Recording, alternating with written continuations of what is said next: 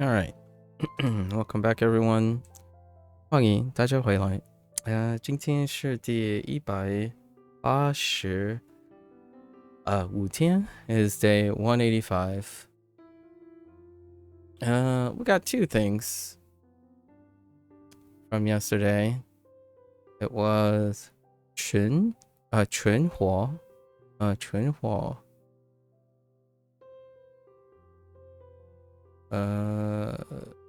was it arch?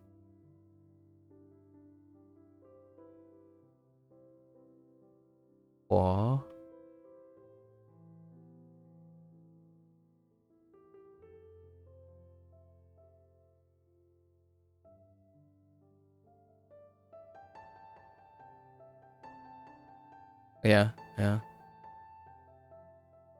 Which is to survive and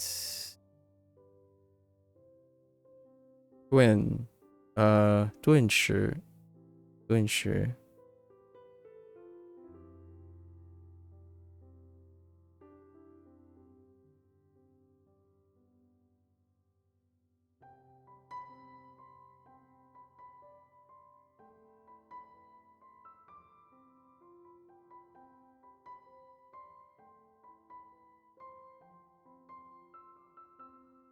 and just suddenly. Her name was Miranda. She had 5 kids. Her oldest son is only 23, and he's taking the other 4 kids. Just a sad situation. Only 42 is unreal. Yeah, that's definitely an early son. 5 kids. Quite a large family. 23.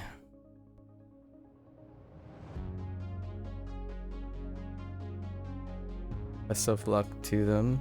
I imagine they also have a lot of extended family. You mentioned that they're quite big. Alright, let's get into our lessons. 潮湿潮湿 tide plus wet, damp. When the tide comes in, it makes everything wet, and even when it leaves, the sand, soil, and air will all remain still wet, humid, and moist. Okay, fine. 今天的天气非常潮湿 damp. Okay. Or humid. I think humid's fine. 潮湿屋顶屋顶 house being top, house top, yeah, the roof, or house top.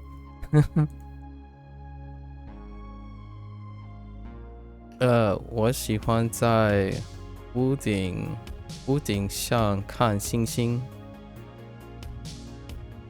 Okay, on the roof. Okay. Watch stars on the roof. 屋顶寒假 Oh yeah, for sure. Hundreds, maybe even thousands of extended family members at this point. I see. Well, hopefully they have like a supportive system going on with that many. That's quite a lot. The last funeral that I participated in is probably my late grandfather's. It's been many years. It might have been a decade now. So and not to that range of 300. It's a good ceremony. It was a Chinese ceremony. So we did like I actually haven't been to any funeral outside of that, actually. So my only point of reference is a Chinese funeral and what I see on like media representation. This one, there was a casket. He was buried, and he was buried with my other relatives. But there was like an arrangement how the families are ordered, and there's the crossing of the bridge. And I'm not sure if you're familiar with Chinese funerals, but there's usually a lot of like different types of symbolism, where you try to like guide the spirit across the bridge and whatnot, and then eventually there is a possession. Then the thing that you do see, maybe like in a westernized way, where you follow the car, goes to the burial site, and then everyone. But there is a like a spiritualistic ceremony of types before it, and that's the part that is different from the church, the sermon and the eulogy. And I guess the word is eulogy. The eulogy and stuff is delivered differently. Yeah, there's like a possession, an act, a reenactment of sorts. And then everything else to the ceremony, you know, on the grave, saying the specific words and having a spiritual guide, that stuff stays the same. It was interesting. It reminds me, which is very similar when marriage happens as well, and among other things. But marriage ceremonies also have that type of patriarchal, like hierarchy type of arrangements and whatnot. The last wedding I was at, you know, let's be a little bit celebratory as well. Where there's death, there's also new life and new chapters, right? While that's happening, my last wedding that I attended was one of my cousins, and they had like a hybrid wedding. It was an multicultural wedding. And then you had the similarities and the comparing and contrast. But yeah, we were ordered by our family, our relation to the recently deceased. And then we had moments where there were symbolic ways of representing the guidance of a soul, the recently deceased, across the river, if you will. If you're familiar with like Greek mythology and stuff, the whole idea of river of Styx and whatnot, there's some really interesting cultural coincidences and symbolism, despite having a wide, like, what may seem on surface cultural differences. But the river and a bridge often are symbolic in coincidental senses. Yeah, you have, I don't know what you call them, but maybe I call them spiritual leaders, because I have no idea what the proper term is for the person who's presenting the ritual. But a priest, if you will. That's probably most apt. Yeah. It was bitterly beautiful, right? Bitterly beautiful. I wasn't that quite attached to my grandfather, but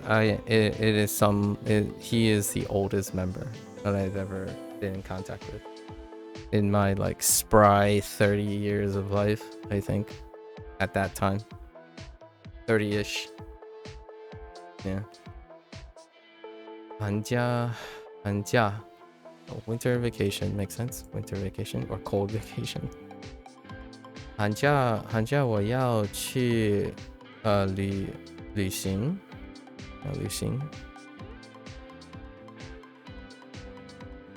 寒假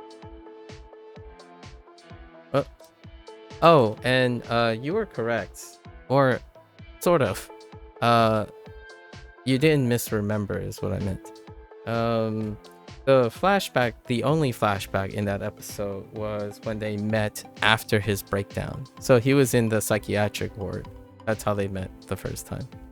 It was like a split second where she says hello, and then he looks up from like what looks like a psychiatric ward. But because they had your classic beds.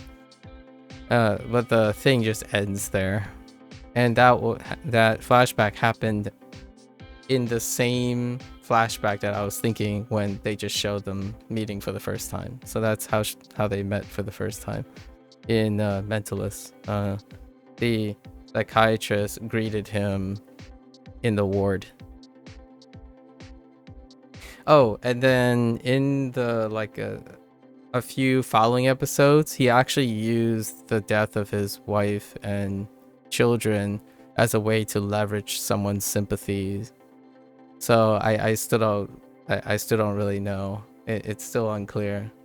So there are several instances now he would use his the death of his wife and his breakdown as leverage to sway sympathy. But you could make an argument that he was earnest in one regards and then not earnest in the other regards. But I don't. It would be against his character to lie in that manner. So I don't know. Oh, and there was an episode on Cho. Coincidentally, he had to moonlight as a player, and that was pretty fun. Did the straight lace soldier routine, right? Oh, there was another one where he is a believer of superstition, which is a very Asian trope, where oftentimes the token Asian character tends to have a hyper awareness of superstition. It's in contrast to the pragmatic nature that is often depicted in the screen, right? I often joke about this. I often kind of joke about this, but because the meme is true and the stereotype holds up, while the Chinese, at least the Asian persuasion, or the Chinese persuasion, that depiction is a little bit more widespread in the United States, where people say that they're largely atheist or agnostic. They're surprisingly superstitious, and superstition in the sense of rudimentary practices. So whenever they're not exposed to that, right, when you're ignoring or avoiding these things, when it comes up, you have that somewhat visceral reaction.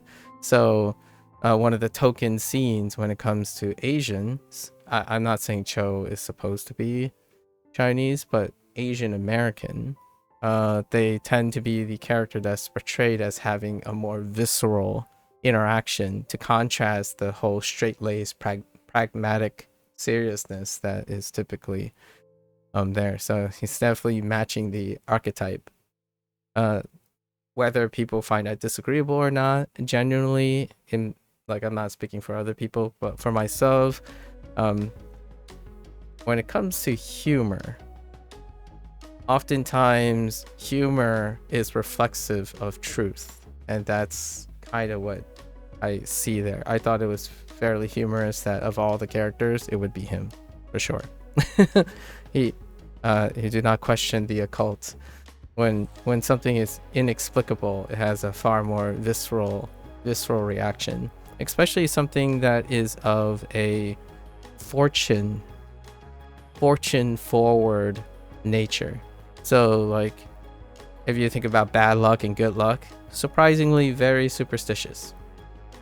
For myself, I'm fairly Americanized when it comes to that kind of thing. So, oh, you walked under a ladder. Okay. You walked under a ladder. But my parents they have very certain things, quirks, and that Cho illustrated that pretty well. Having him be kind of skittish around the witch, the city witch episode. And then there was the episode where Jane basically utilized Grace and put her in a compromising solution for the artwork, the artwork episode. I can't remember if it's ever confirmed, but I think a lot of people think he's Korean. Yeah. Cho would imply that he's Korean. Yeah. That's what I would say he is. He should be Korean because of the family name. It is not a Chinese name. That's where I would go. It would be a very uncharacteristic Chinese family name. You know, family names carry a lot of origin. I'm not sure ever anywhere else, like other places, but family names are like incredibly consistent when it comes to, especially even of immigrant diaspora. So based on his last name, I would have jumped to the conclusion, I would have presumed very strongly that he is meant to be a Korean character. While that is the case, right, a written piece of fiction can go against most of that. How many? I mean, I think I'm on 17 or 18, something like that. But yesterday was a late day. You know, I kind of yapped it up. 阶段阶段，阶 stairs, and then 段 part of the stairs is the stage. A stage refers to a specific step or section of a process. Oh, that type of stage. Wait. Oh, that stage, not literal stage, figurative stage. Oh, I forgot what this is again. I think it's 像，这像工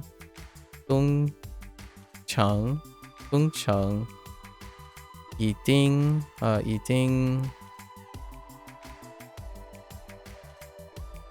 heck 已经完成了第一阶段。这项工程已经I think I say 已经完成了第一阶段。That's a little bit of a mouthful. This project has already completed its first stage. Yeah. Stage, that type of stage. 阶段 I'm trying to think of what the last episode I watched. I think the last episode was the paint thing. The painting episode about the father figure that is willing to throw his son under the bus, or no, his daughter's lover under the bus. His daughter's lover under the bus for the priceless painting. And well, I'm under the bus is a euphemism. He ended his life because he's manipulative and wanted to control aspects of his daughter's life. And that's when Jane brought up, used his tragedy, his trauma to sway or present a compelling argument.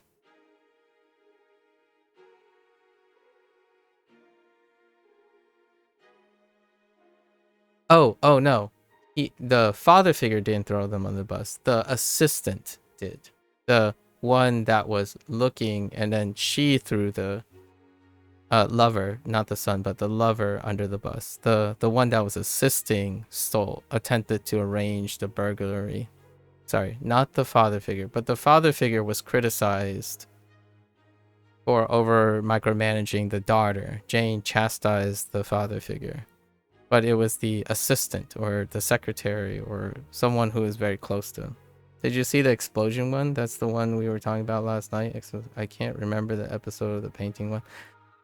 The explosion one. No, I don't think so. Maybe I didn't get to 16. I might be on 16. If it I saw like the first minute of it where it's like in a house, like it's a nighttime. It looks like a fancy house, but that's as far as I go. I might be on 16. I don't clearly remember an explosion, so stay tuned. I saw like 2 yesterday because I was going over some other stuff and writing a message to because of our visitor yesterday, Corwin. I was writing some messages and then trying to sleep earlier, but failed to do so.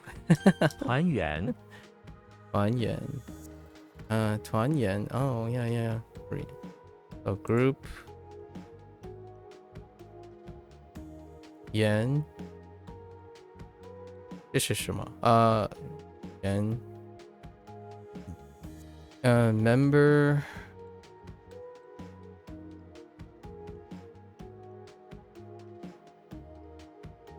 Just round. That was like, oh, he was annoyed, so he made a card round and made people eat it and turned around. Oh man, yen is not great. Around. Okay, group round. Get together around a circle table and visit. Oh, kumbaya.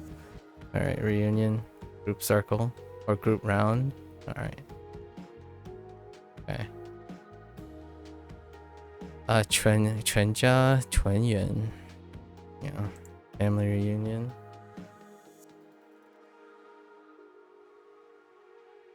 团圆，团圆. 团圆. 团圆.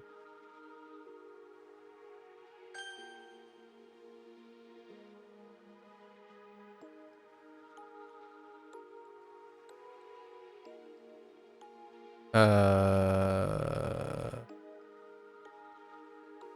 潮湿，老师。团团圆。圆，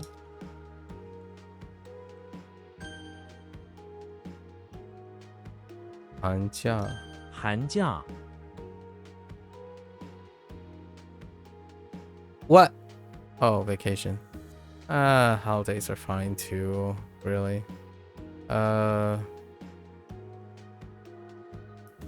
阶段。阶段，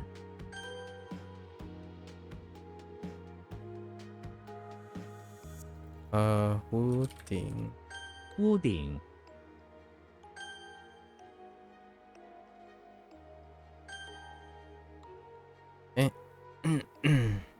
Married couple.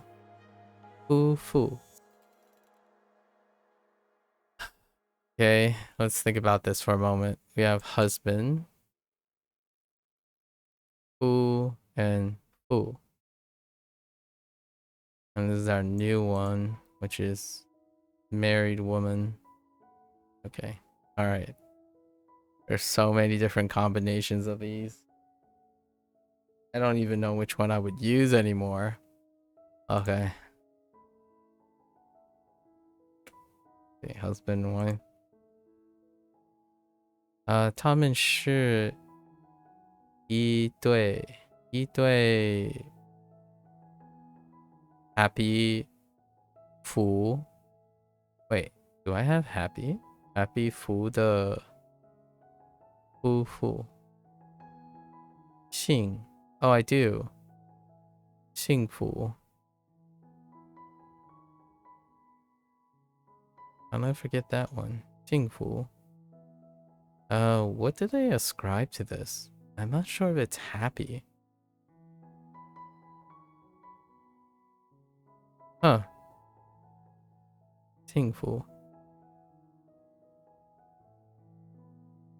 夫妇，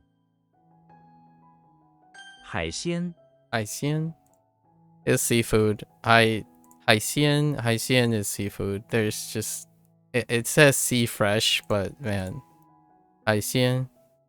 My parents say 海鲜 like nonstop because the primary source of protein for the family is seafood.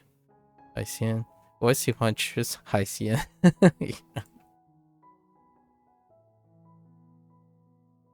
海鲜，寒冷，寒冷. That's one of the ones that are preserved between Virginese and Mandarin. Whenever you hear actually it's kind of different, huh? 海鲜海鲜? Yeah, it's 海鲜. 海鲜. 很冷.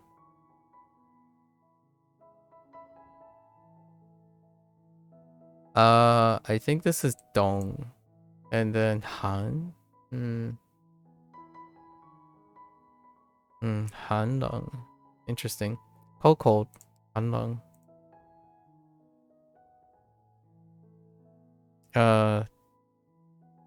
冬天的天气非常寒冷. Oh hey, there's the viewbot stuff. Account was made yesterday. Come on, guys.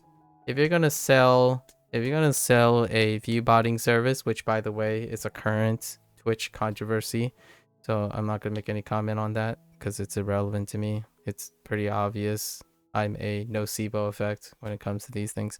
But anyways, yeah, you could do better, service. You could do better.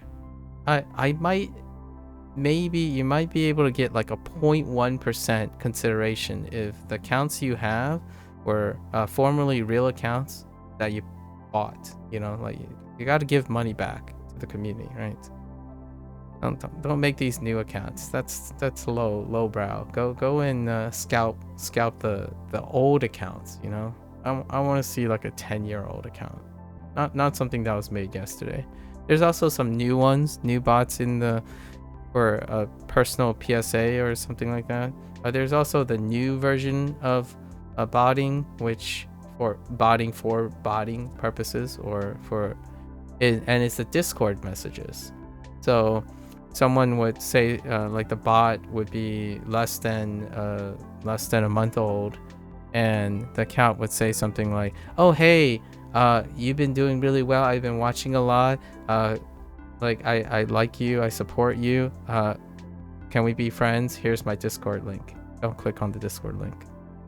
You might even compromise everything. Actually, those Discord links can brutally scalp all your information. So don't click on those links. There's a personal service announcement. Those are entirely vicious. Now, as to the viewbotting services, I have no comment. I'm just kind of curious how they're going to address that situation. But honestly, for me, in the longest run, I wasn't surprised. I'm not surprised. I think it was fairly obvious when I first started 6 or 7 years ago that type of service already existed, and actually very, very clearly indicate that other people use those services. Now, as to how that works out, good luck. Yep. But I mention it. It's actually topical today because it's kind of humorous because this person I know streamed over 12 years and it hasn't become so apparent that those individuals would have to make a consistent comment about it. But yes, now it's big enough, right? It's big enough to raise some eyebrows. I was watching it. It was on my YouTube feed, clips and whatnot. 寒冷阶级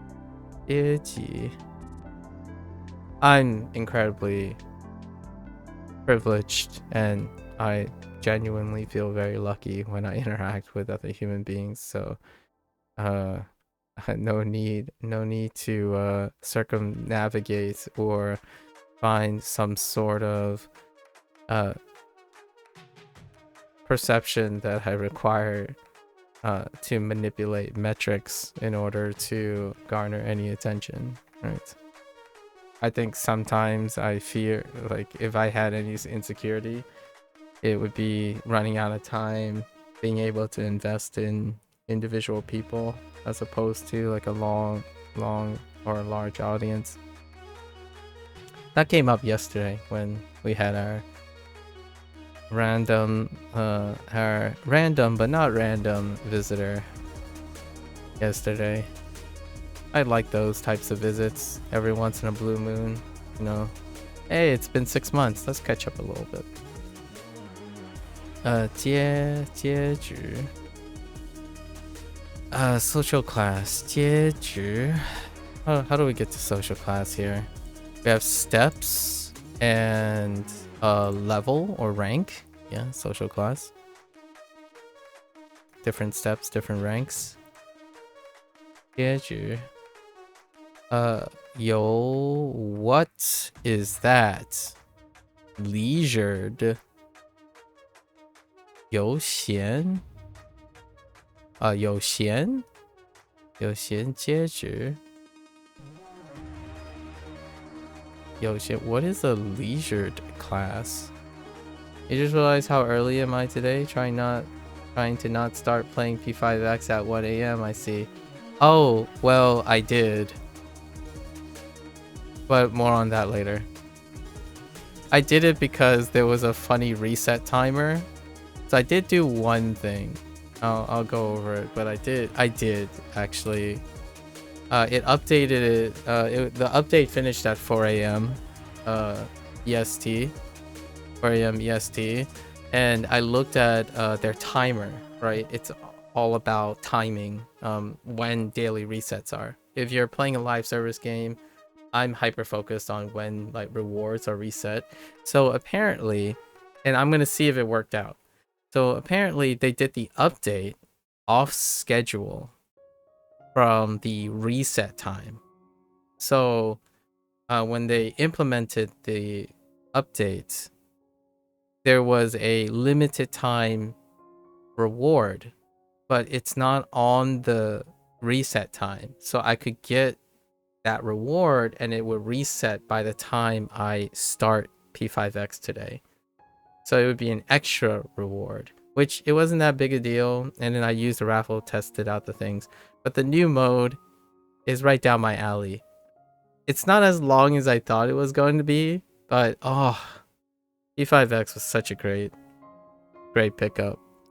Like the Steam sale happened, right? I did buy one game and I will plan on playing it before the winter. But the reason why this mode is important is because it's one of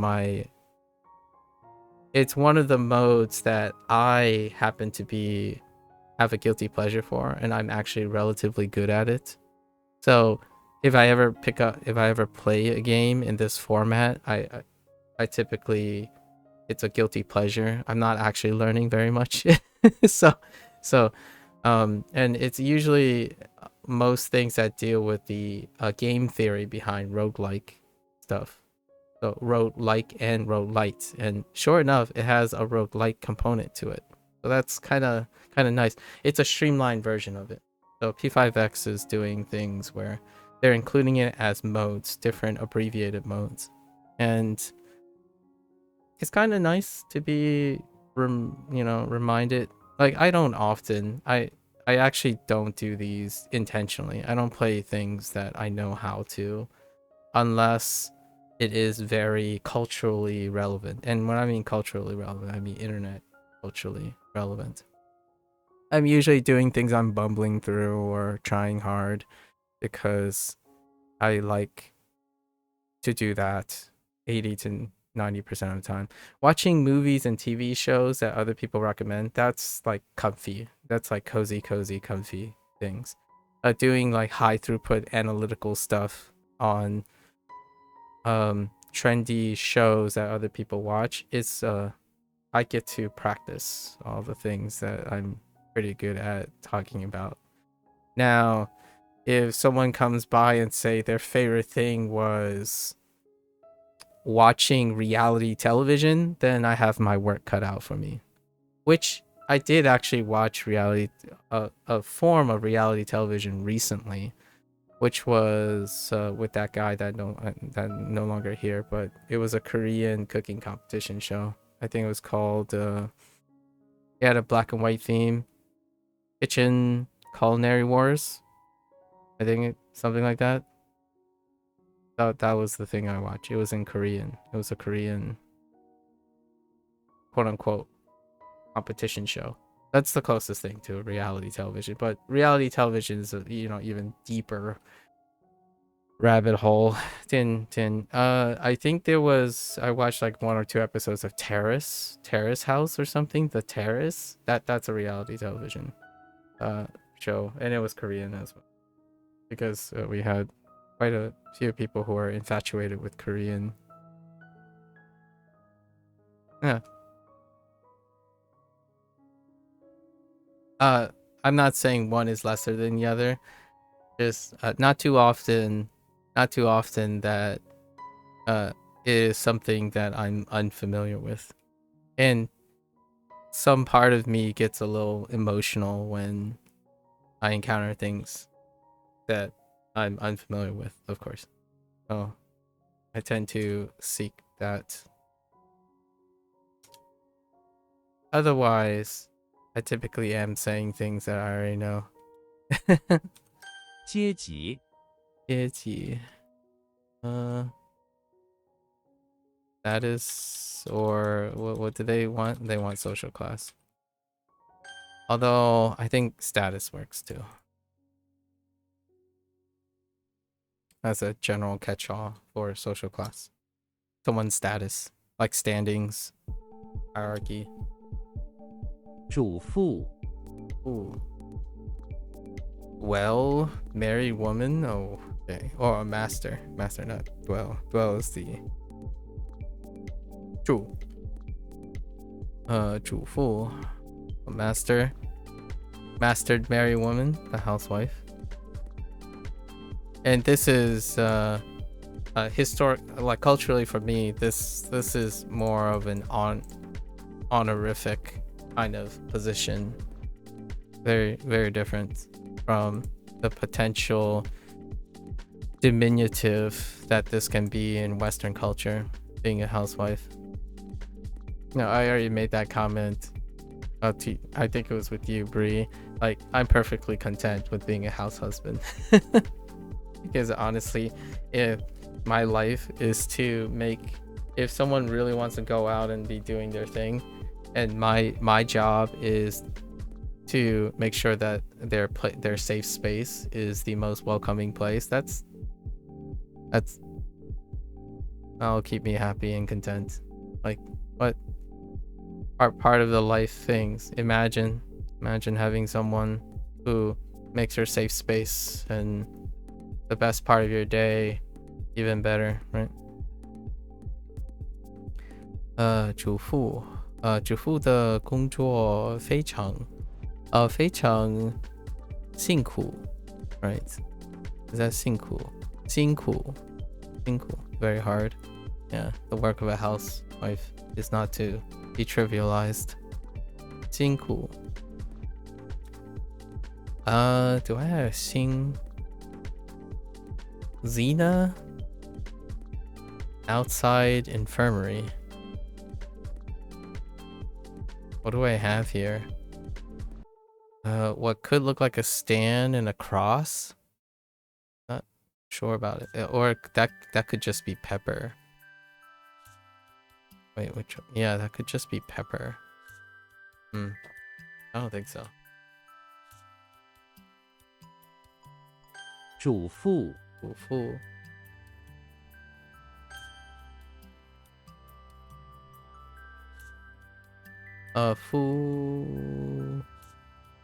夫妇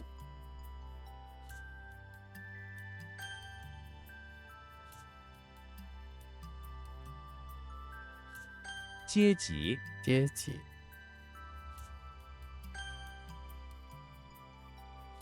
Oh, and yeah, I totally starting early. Well, this is actually the normal time, Bree. I'm actually still late. The original starting time is 3 p.m. EST, and it's no later than 3 p.m. EST. So back in the day, it was I had to start before 3 p.m. EST. So now the norm is trying to get back to 3 p.m. EST. That's how the drift has happened. So I was still late today. I was like at 4:15. I was an hour past my my original time. So it used to be 3-ish hours before. On average, it would be like 3-ish hours earlier. Somehow we drift to oblivion. 海鲜 But yes, I'm totally...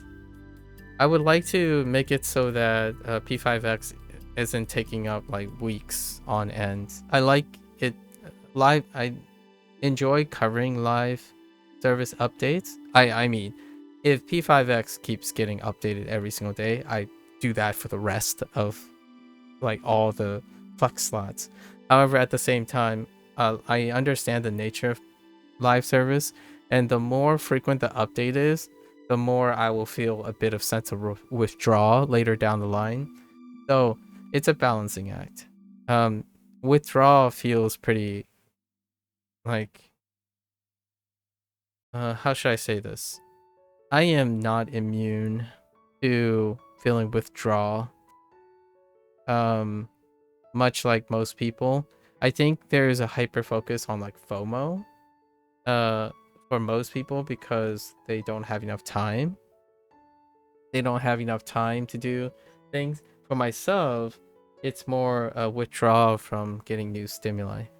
You still have yet to see you do Duolingo, so I'm excited to see that when you're able to get back to it. Yeah. But what do we have? We actually close to the end of section 3, which is the end of A2 and A1 stuff, and quite a lot of B1 stuff. I've yet to get to where I would comfortably be okay with just stopping Duolingo. In Japanese, I was juggling, I tried to start up Japanese again. Wherever Japanese is sufficient already, so I'm not like too pressured to try to complete the course. We're already pretty comfortable in N4, like N4, N3, so have enough basis to constantly talk in simple sentences or read simple sentences.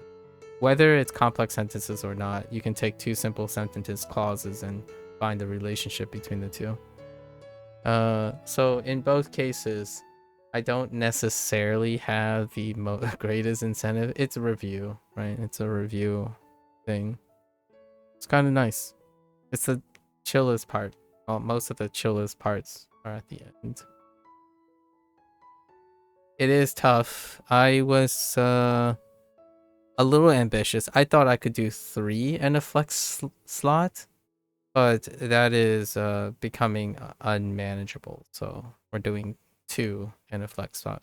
This is, with all intensive purposes, I've already mentioned this, that 2025, 2025. I haven't said 2025 in a while. 2025 is the year of SRS, so this is the main. If anything gets done or mandatory, it's this HanziHero and Wanikani for a year. And next year, there's no guarantee that it'd be HanziHero, like if this will fit in the schedule. The idea is to gain the experience and continue to rattle on, right? I would like to complete the things. The Duolingo course that was completed was the Duolingo Chinese course. Spanish, I don't know how many sections. Spanish, at the pace it would go, it would be like 3 or 4 years. But we can change it up, like the priorities could be changed up. We could flip the priority. It really does involve keeping track of my enthusiasm and my discipline for what I'm doing. I was going to be another ambitious thing was to start LLM practice. LLM practice by the end of this year. Like in the half year. In the half year was to do some using large language models to constructively make things for my use case. Like how to do an outro, how to do an intro in the target language, because that's something I require. Come up with a working web dialogue web for asking questions whenever approached by a stranger, answering frequently asked questions in the target language. So those are the things that I would work on at some point, but I think it's going to be 2026 now, because time is the thing. I only work on functional, pragmatic uses of target language. So sometimes it's very hard to communicate that because the vast majority of people think really, really far down the road. So they often would emphasize like, well, you might as well get started now on it. It's like, well, I have a lot of pragmatic ways to use the things that I want to do now. And oftentimes, you know, the F word comes around. Not that F word, but that F word. You know, the word fluent gets thrown around a lot. And to me, fluency is application. So, one of those things that come up a lot. 寒冷，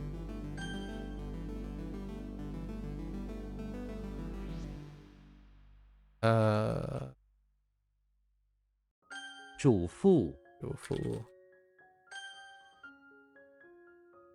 鲜花， Like yesterday, I know you couldn't see it, Brie, but there was only one person who said something on the YouTube side, and they asked me if I was Japanese.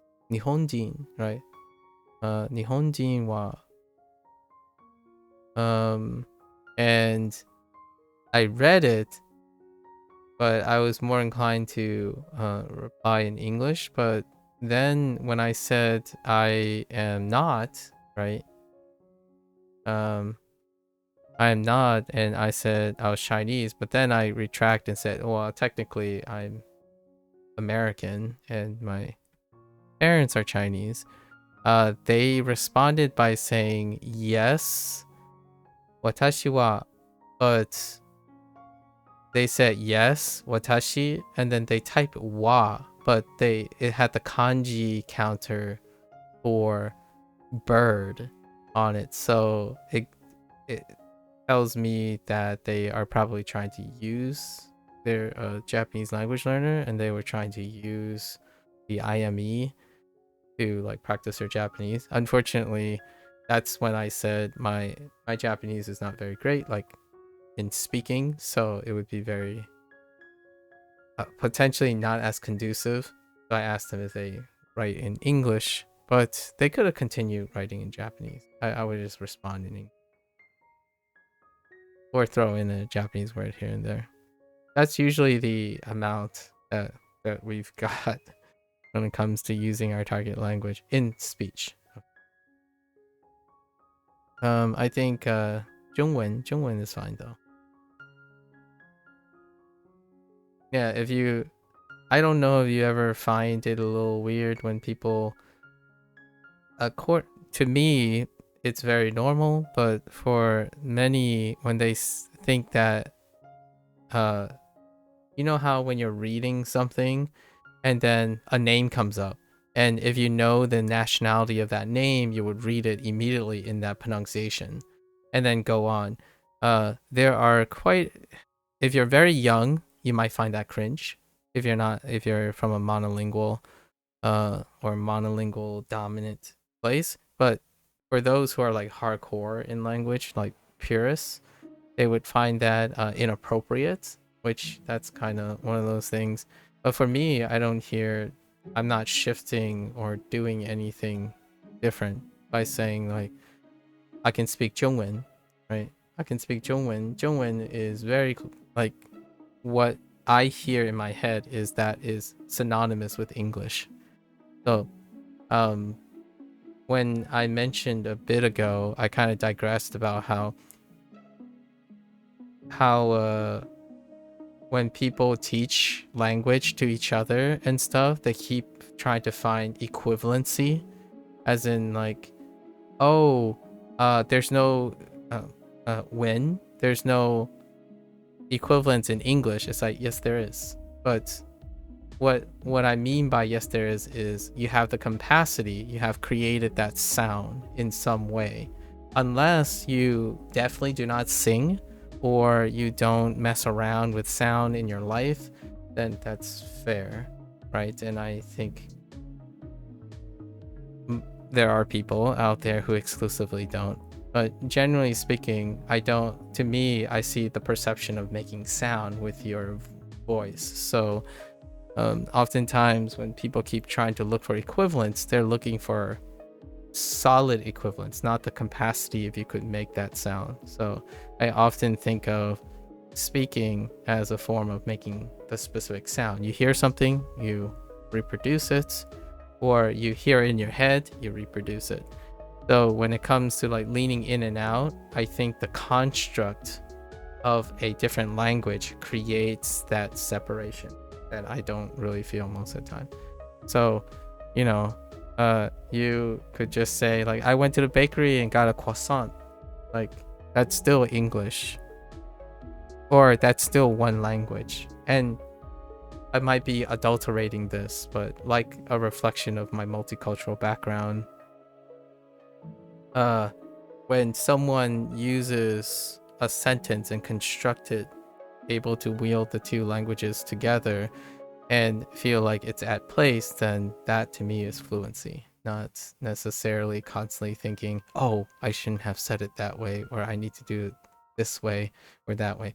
Now, reading names become very tricky after a while, though. When someone says names, I'm like, all right, I'm just going to choose one, whichever one's convenient. Like Pablo, right? I could say, uh, I could say it differently. You might be saying, wait, Pablo, Pablo sounds like Pablo. They're two different things. Pablo and Pablo. Or like, I don't know, Jose, right? Or George. Sometimes like I would, or Jesus, right? Jesus, right? Sometimes I would just flip between them. It may not be correct or something, but the idea is it's not as distracting to me, right? In my head, occasionally when I was talking yesterday, trying to think of what the Japanese phrase is, I was gonna say like un poco japonés, you know, inglés por favor, right? That's what I was thinking, but then I was thinking, how do I? So instead, I reach for the most convenient thing, which is it may not always be in English. There's quite a lot of times where I'm not thinking in English. I was gonna respond in another language, which is still more or less the same thing to me, but I have to be a little careful because there's obviously languages that are less used as common languages and not. In Japanese, though, I typically respond in my head in Chinese as opposed in English. Because reading Japanese make me also think of Chinese. 鲜花 fresh flowers.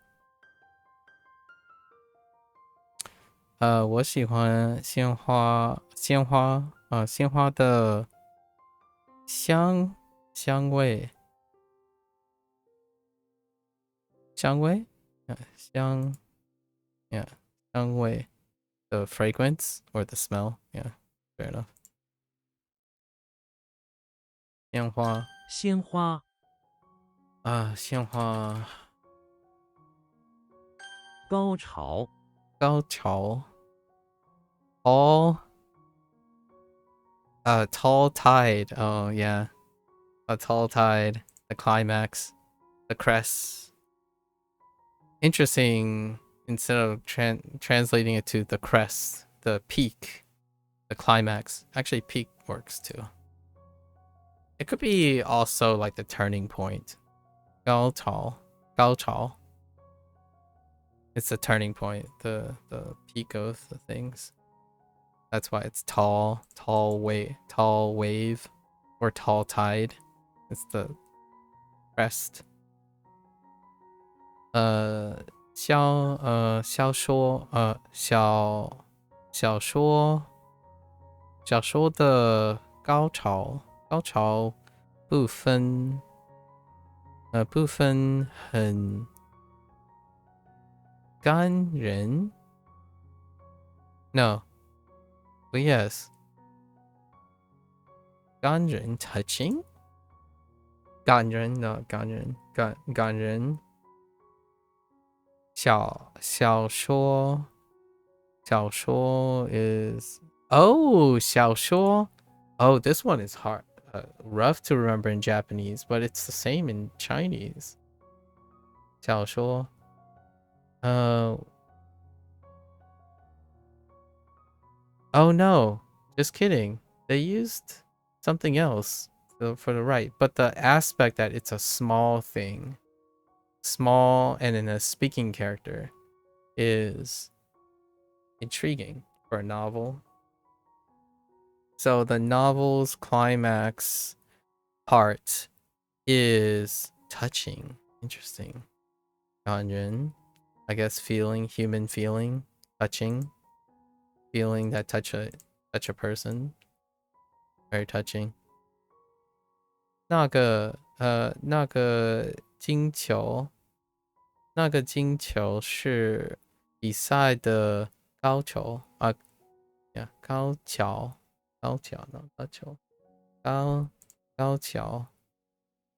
那个金球是比赛的高桥。高潮，高潮 gotta get a little deeper. Gotta dig in for that 潮。高潮，高桥山顶，山顶，mountain top。山顶，山顶的风风景，风景很美很美，也很美。风景，风景 wind background, so kind of like scenery. Yeah, the wind background. 风景 more like the style or the feel of the background, the scenery. 山顶，山顶闹， No. To make noise. Are those scepters or are those... Okay, those are scepters. A warhammer. Oh, that's kind of cool. But that is a great warhammer. Warhammers. If you get a heavy but short scepter and attach it to the top of a rod, you can create a warhammer. You know what? I haven't actually thought of it that way.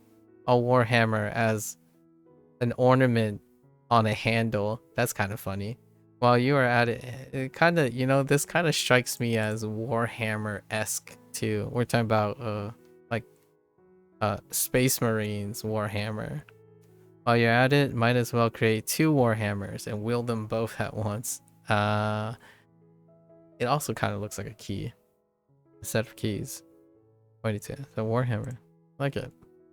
A fight? Interesting. 闹， Oh. Alright. Hit me up. It's been a while, Ned Flanders. Alright, Ned Flanders is in the bathroom of the barn. Sure. Washing his hands. When suddenly a walking cow barges in wielding a pair of warhammers. Well, that's normal. Sounds like a scene from Diablo or something. Looking to make noise. Ned pleads for him to not make noise, but the cow does so anyway by banging the hammers on the toilet. Ned has no options other than to knock the cow out with the toilet lid. That was near the sink. Then to put a towel over it its unconscious body as he prays for forgiveness. That's a pretty good one. I think that's good. I can visually see that going around, and then the praying thing is because of Ned Flanders' background. But all right, so we got some Diablo in our Simpsons mixed with a scene from Mission Impossible. No. All right. 闹，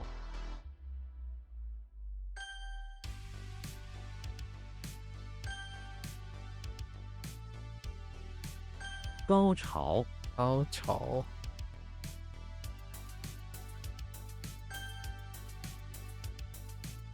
闹， Just picture it. Picture it. Mm-hmm. All right.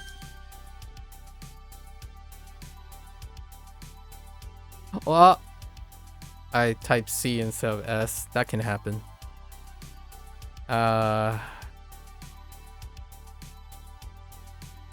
鲜花，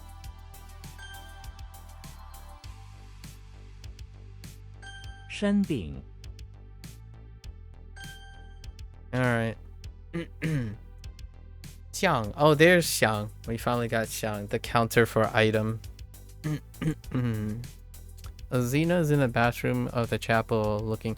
Oh, which by the way, on a separate note, we're actually getting pretty close to all the conversational characters in Chinese. So most of the conversational Hanzi is already covered. And there's a really big distinction. Most of the conversational characters are covered. Now, when you're looking at characters in Hanzi, you're actually most of the time, in my opinion, looking for reading, conversational reading. And oftentimes when people describe things, conversational reading is a little higher. So we have to keep in mind, it is cool that like when I'm texting and stuff, you know, if I ever occasionally get the opportunity, that stuff is pretty good, you know, for both actually Japanese and Chinese. However, we need quite a bit more. It's getting there for like reading, you know, like reading a news site and whatnot. I think in Japanese, it's like 70-80%. For like easier, lower, easier newspaper readings, kind of like your trendier colloquial newspaper writing, not your heavy formal newspaper outlets. And then so is Chinese. I think Chinese is still due to the pace difference, that separation has become very noticeable now, where character reading is excelling way past, but there's still fewer vocabulary words. But that's it's not as engaging to memorize vocabulary words than is to discover vocabulary words. So there's a double thing. There's like, it's kind of a double-edged thing. And it's been quite nice going around looking at stuff. Like now I can look at, I've been looking at interfaces, like computer UI interfaces in Chinese, and trying to figure that stuff out. So it's a really wonderful thing. Like, oh, what does setting look like? What two characters would I use? Or it's 2 or 3 characters I would use to say settings or messaging or mail. Like, what mail did they ended up using? That kind of thing. Battery and lights, night mode. That kind of stuff is really fun. Like, what do they use for mode? I mean, I can think of a few things they would write for night. It could end up saying like evening light, evening mode, as opposed to night mode. Pretty interesting. Xiang. All right. So Xena is in the bathroom of the chapel looking for the item of her quest. Okay, quest. Chapel. Checks out for Xena. She takes her sword and smashes the mirror, revealing a cranny behind it. A cranny? Sometimes I wonder if this guy is actually British. I'm kidding. I mean, cranny is interesting though. In the cranny, as far as I know, Phil and Kevin are Americans, so they mentioned Florida. In the cranny is an item wrapped in the page of a Bible. Item wrapped in the page of a Bible. Okay, chapel, nice. She unwraps it to find a holy crossbeam, just what she was looking for. All right, fair enough. Holy crossbeam, or a crossbeam shaped object. I'll accept that too. 项目 project. That's something that was in Duolingo. Award. 奖项. Interesting. 奖项.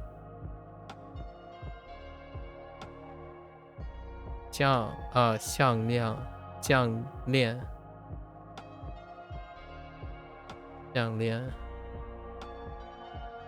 Is that a lian? I know. Gold Car Road. I'm not sure.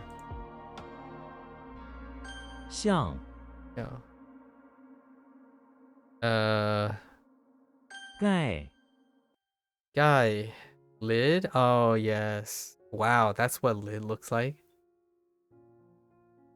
I used to say guy, like guy, like a little lid on top of the rice cooker or something.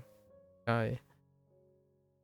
Gandalf is in the bathroom, okay, of the high school. Boy. Dealing with some magic flowers that have grown out of the soil in the corner. Maybe like a bathroom. We'll just say a bathroom, like flower decoration. Right? It grew, which has been terrorizing the students. What? All right, that's not where I thought that this was going. The flower has a bunch of elbows on it that swing around and tries to hit Gandalf. Gandalf takes a dish and uses that as a lid. The lid at. Okay. No, where is the lid? Oh, the character itself is the to cover the elbow flower. Then he presses his staff down on the lid to keep it in place. All right, we're gonna change this up. This is gonna be more. Oh no, but how would I integrate the dish?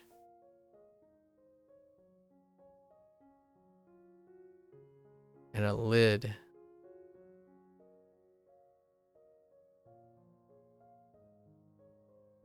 All right, I guess we're sticking with this. It's fine. So, okay, it's a magic school, right? It's a magic school. Gandalf, although that can mix up with Dumbledore. Oh there, Corwin. Welcome back. Hello, hello. Garfield says hi.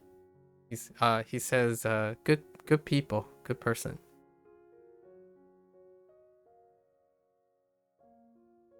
Oh, and I read about the thing. I guess it's a monetary, huh?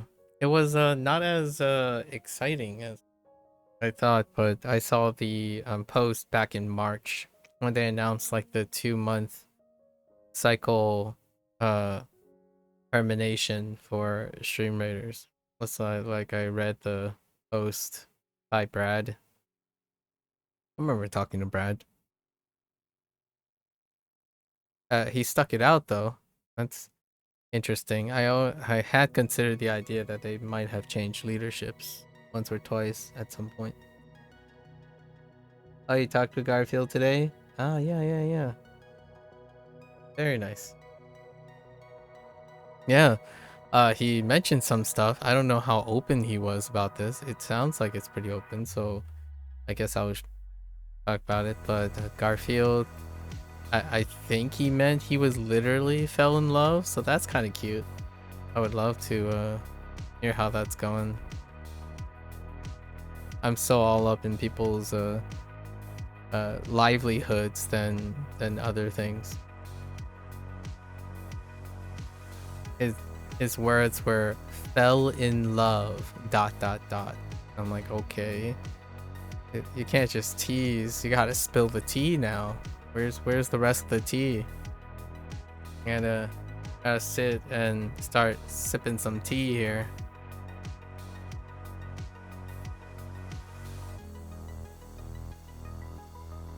Good for him. Good for him. That's the most interesting part. And then everything else seems to be well in order. Okay, so how does this work? Gandalf. So we don't want to mix it up with Dumbledore. So he has a staff, I guess. And they incorporate the staff into the mnemonic. Alright, wild growing flower in the corner, soil terrorizing the kids. This flower has interesting elbows. I'll just think of it like the hand, the arms, the petals of the flower, right? And then so Gandalf was like, nope, not happening. He took the dish. He takes a dish and then uses it as a lid. So okay. And then lock it into place. Kinda now all I'm thinking about is like a mimic with a flower in there. Okay. Guy. Ping guy. Yeah, ping guy. Bottle cap, makes sense. Or bottle lid. Guides it. No reference for the left. No reference for the left. No reference for the left. Okay. Alright. Guy. So what do you usually do, Corwin? How do you spend your days? Give me a little bit of detail. I don't think we've exchanged too much, even way back when. I think I remember 4 or 5 users that I might have talked to, but it was more of a vibing. Those were vibing years. 洗 Oh, interesting. What was this in Japanese? Seki? A mat as opposed to a seat. Okay, seki. Okay, Azina is inside the living room of the house, sitting on a towel mat. Sure, she sits inside a small shack that covers her, and additionally has a bucket. Oh right, they don't have Yort. Has a bucket placed over her head, making everything dark so she can meditate on her mat. That's fair enough. The shack is propped up by her sword. That's what I would add to it. You've been trying to survive this terrible war for 4 years. You're a web developer in your free time. You volunteer. Oh, okay. I see. Well, here's to thinking that every new day is an opportunity for the war to end. Right. You know, stay safe. Do what you can. It's very understandable that it's a war that you did not pick, right? Yeah, I mentioned, probably echoing what I mentioned yesterday. Hopefully everything's safe. Yeah. This discussion has come up multiple times, of course. For whatever reason, I think there's this uncanny around this time. I used to be a little bit earlier. Around this time, I have the privilege of interacting with individuals who are actually friends across these things. Ukrainians and Russians. I think I've met one. I met a pair where they met up on like Twitch and whatnot, and then that happened. The war happened, and definitely lose-lose situations, right? War is a lose-lose situation. And then among other things, it's been the last like 5 years have been not so great. Various places, especially recently as well. Although I personally have not come into contact with those who are in other places that are currently involved in such conflicts. But hats off to everyone trying to live and survive. A web developer. What do you do as a web developer, Corwin? Any particular specialties? Of course, confidentiality and whatnot, but have you had some interesting projects lately on that end? Matt. Just think. Wait, where did the bucket... How did the bucket factor in? It just has a bucket placed over her head. Oh, okay. That's kind of a comical scene. Okay. Okay, I got you. I got you. That. To be absent. 切实 切席 not sure 切席 切 authentic. Is that the same切? No. That's lack seat. Oh, okay. Yeah, that's definitely lack a seat. What is this? Ketseki.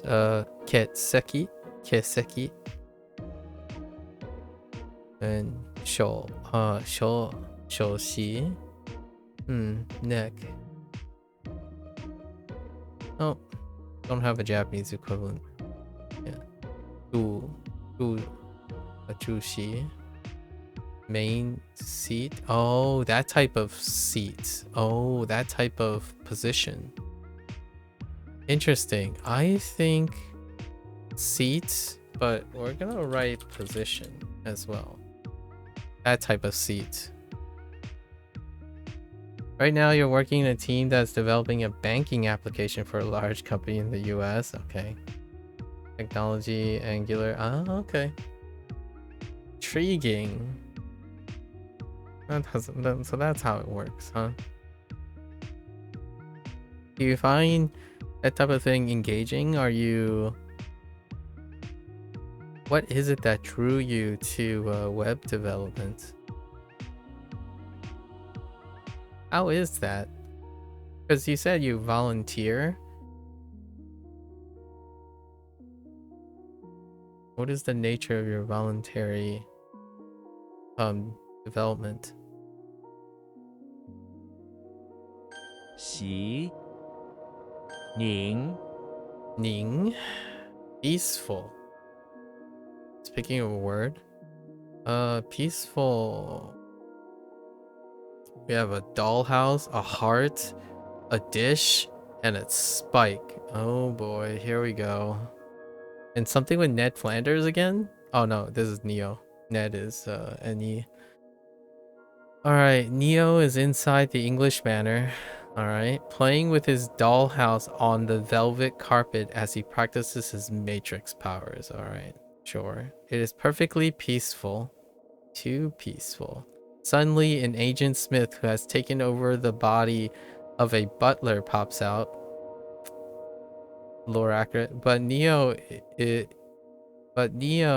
grabs a spike that is next to him on top of a dish. Okay. And sends it through Agent Smith's heart. It becomes peaceful once more, and Neo continues playing with his dollhouse. That's kind of interesting. Let's picture this. Okay. All right. All right. It's fine. I think this will work. The whole spike on top of the dish, that's kind of random. But a spike on a dish randomly in the area of the English manor is kind of out of left field a little bit. Volunteer, you help people affected by war and military. Oh, who help? Oh, that's what you mean. Okay. And volunteering. I see. Web designer, period. And in your free time, you volunteer. I see. Oh, good on you. Keep safe, right? Keep safe. I don't imagine has sentiments improved. I'm not quite up to date on the situation. I check from time to time.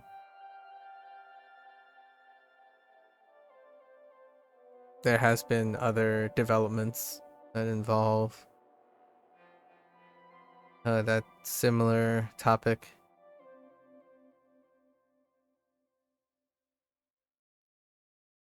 Unning. Peaceful. Ning. Jing. Peaceful, quiet. Tranquil. Yep. 宁 Ning. I can't spell peaceful. 属 Cool. Heat instead of hot, I suppose. Heat worked. And it's just heat. Interesting. Atsu, but it's just heat. Sherlock is in the basement of the house. Okay, where he finds the Sun Elder. Okay, an ancient man that holds a sun in his hands. Sherlock can feel the intense heat that comes off of the sun, which explains why the house is so hot all the time. Okay, so we could make this a little bit more like Sherlock is in the basement of like a house of interest where he finds a statue of an elder holding a sun, right? Holding a sun, and he's intrigued by the sun that's held in the hands because it radiates heat. Perhaps is a secret or a clue to his next target. Games afoot. 暑假, summer vacation, makes sense. It's still being used as hot. Summer, of course. Oh, it's instead of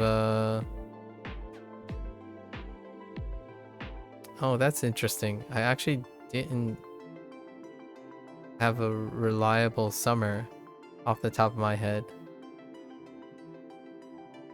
So, like, 热天 is probably the closest I was gonna go, but that might just be a hot day. 期, 热期, maybe. 暑, this is 暑期, hot period, summer. 必须. I got no reference for B. 属 not 属.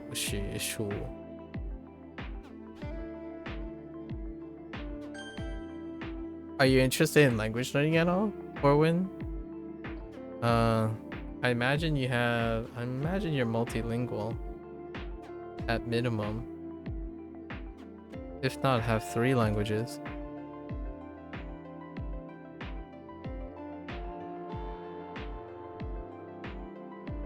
Hey, young. Wow. 像 Picture it. Unwrapping pages of, yeah. Alright. Right.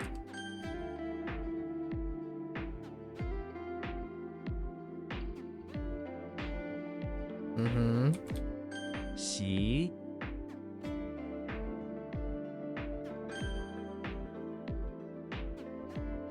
Mm-hmm. 名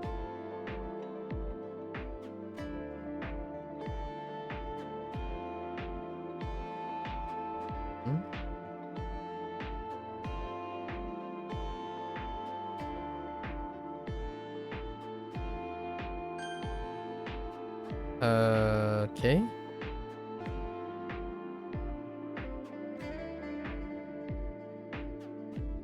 Okay. 盖 Okay.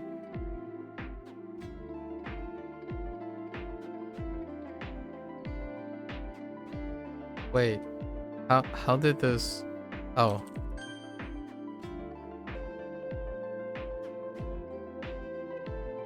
Mm-hmm. 数 All right. Excuse me. All right, time to lock in. 151 review. It's kind of on the high side. Okay. 产品研发新产品， Oh, what?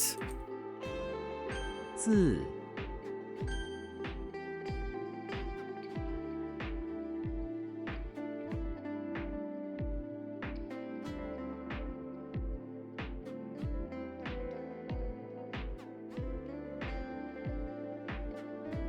倒闭很多小公司倒闭了。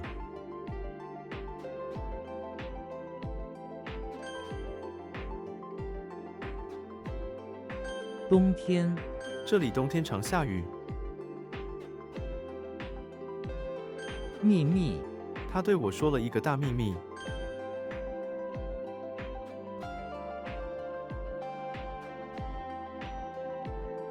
自己我喜欢自己做饭。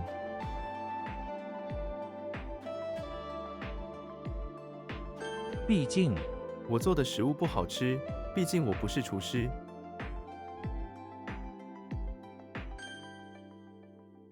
You're bilingual, Ukrainian and Russian plus English. That sounds trilingual to me, Corwin. That's what I expect. Like, fair enough, fair enough. Yeah, I understand. Understood. 树 Checks out.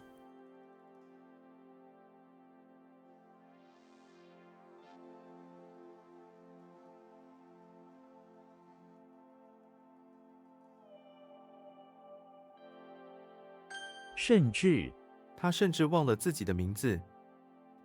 甚至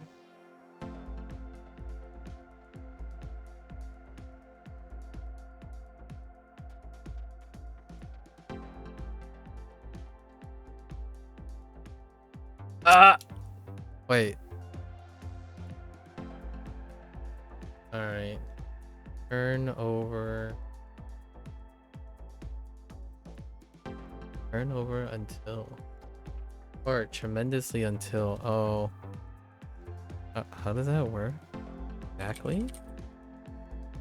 Not exactly. Huh. Not exactly bilingual is when two languages are native to you. I don't know English that well.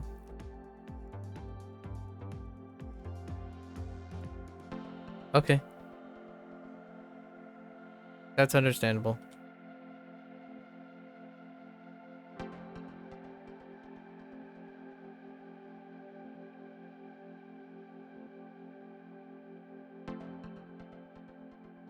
I don't think those are the exact words I would use about subjective terms. Subjective terms are not exact inherently.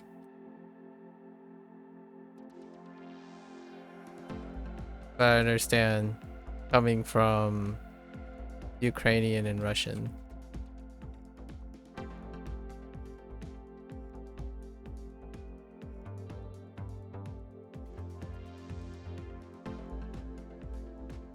Uh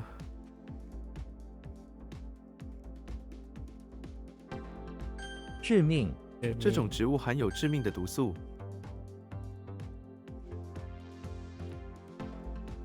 What? 一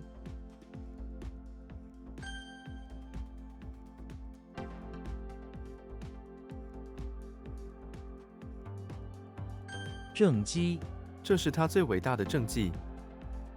政绩。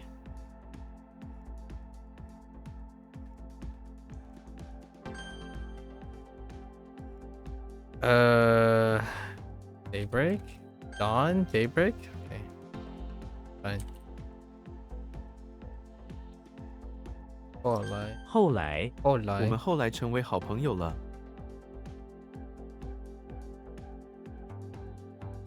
it is from now, but or afterwards, but from now it's fine. Afterwards, later on, from now. Okay.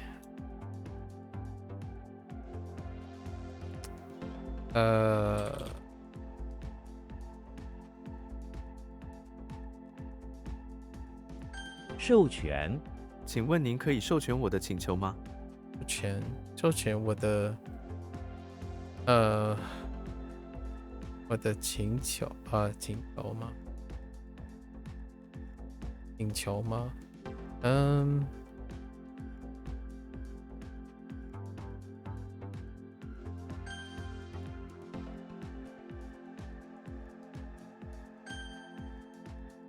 ？Okay, so tremendously plus until.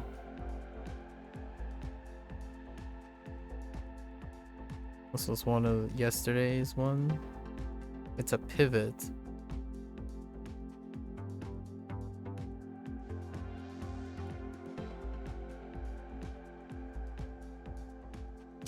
We're just gonna even. Oh yeah, that's right. Even just as much. Actually, it's fine.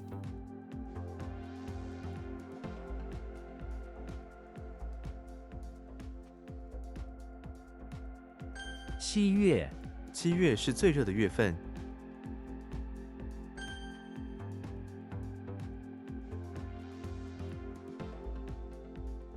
深刻，给我留下了深刻的印象。深刻。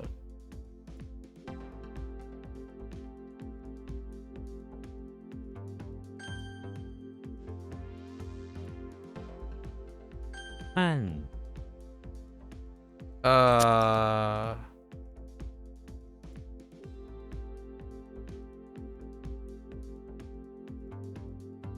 ，Seize. 作用，咖啡对我有负面作用。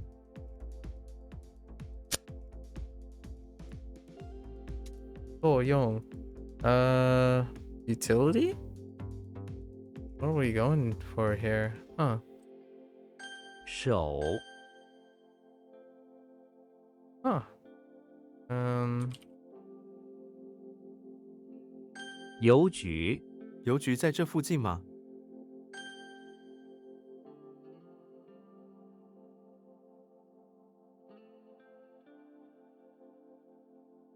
情况，现在情况不同了。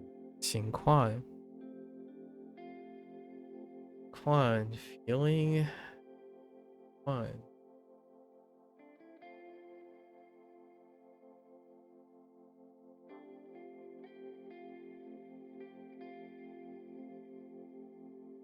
You also love knives and photography and photographing knives? Oh, that's interesting.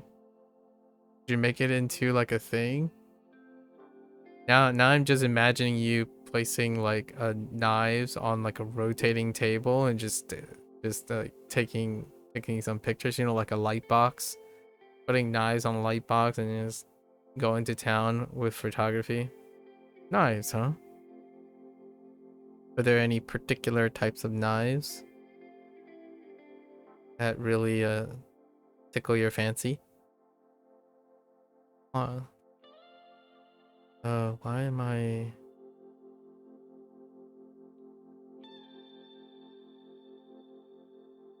I'm losing Quan temporarily. Quan, let's just say... long for now. What? Oh, press. And then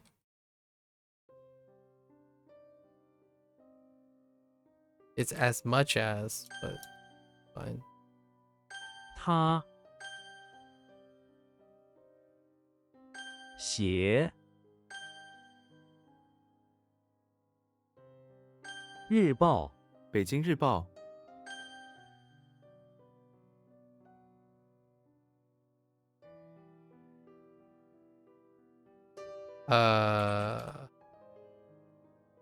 严格他是一位严格的老师。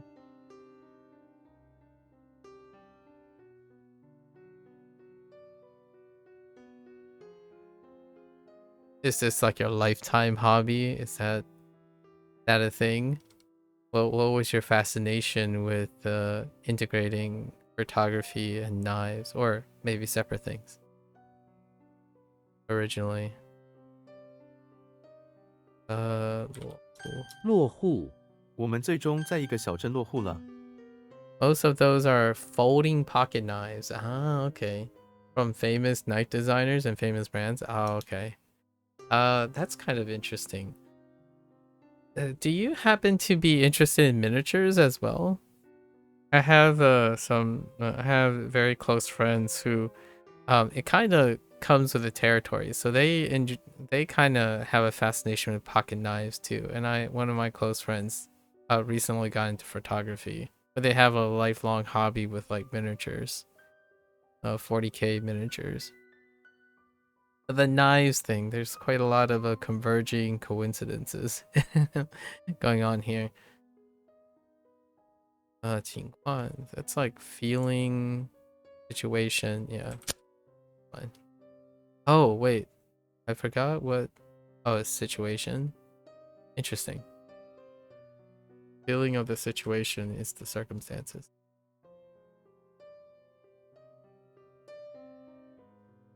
难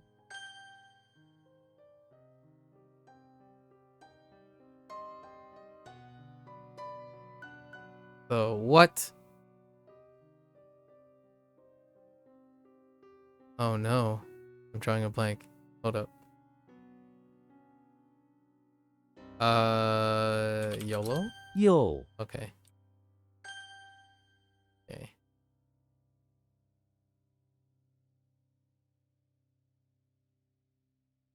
严重他的病情很严重。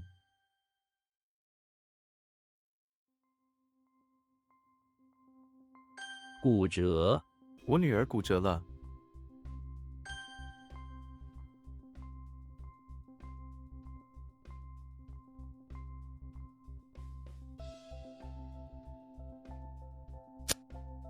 What? 作用 useful application?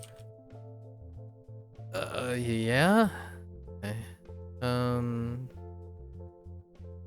试卷请在试卷上签名。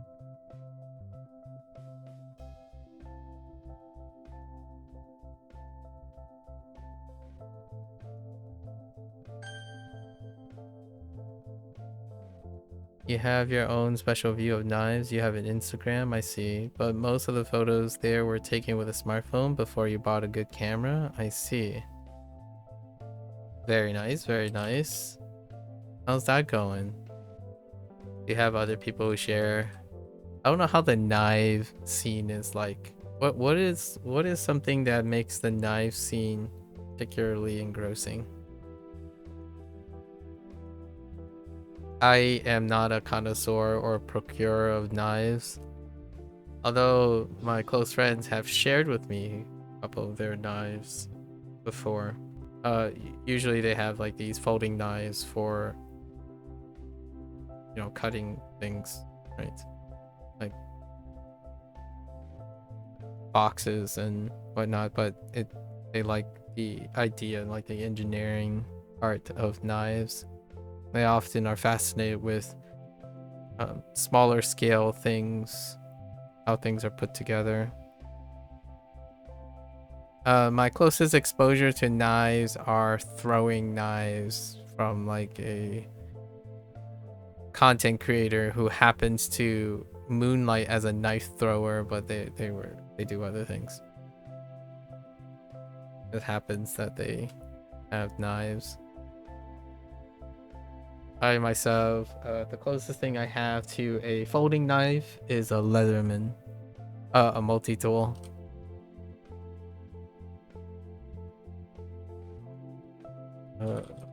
物质、这个世界太注重物质， quality things.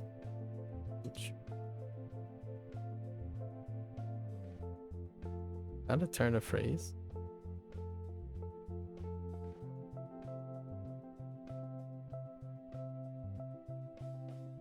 Oops. The other way around. Oops. Experiments. Actually.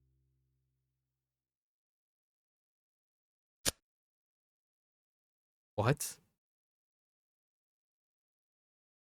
致富、他的商业计划很可能会致富。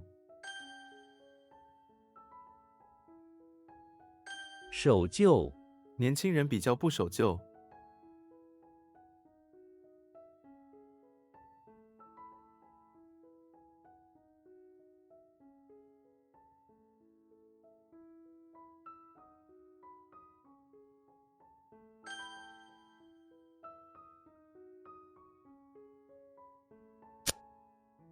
What? Effect, yeah.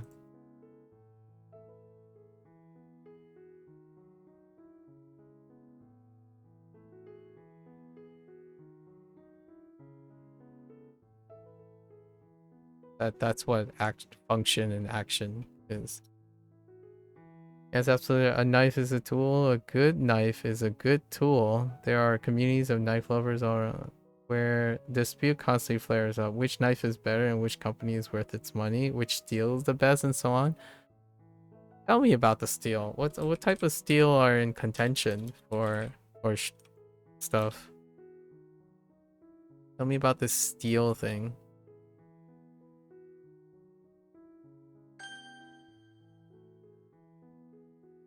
I know a little bit about steel, but that's in the realm of swords, but that, you know, it's adjacent to some extent.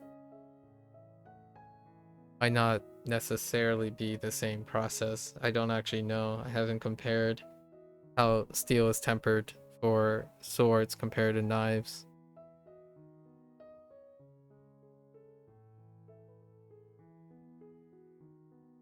And I imagine the process is even differentiable between something that's large and something that's small. The whole idea of folding steel is actually a very intriguing process. I was watching a documentary on katana manufacturing, like the swordsmiths from Japan, or what remains of all the current existing swordsmiths. It's an interesting essay, documentary essay ish. It was more of a travel channel, a travel Amazon program, not like a content creator situation.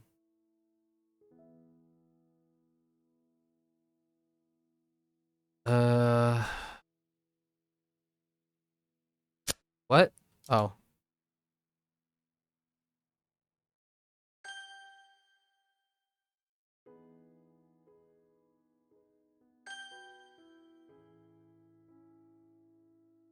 提供、我们提供免费咖啡。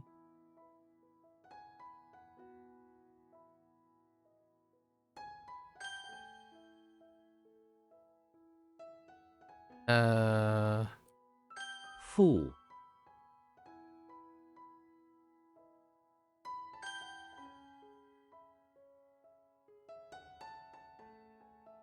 What the?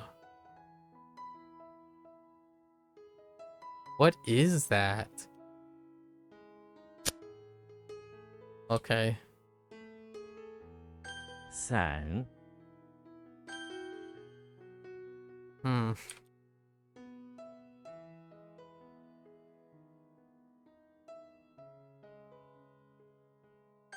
互联网，在互联网上可以找到各种各样的信息。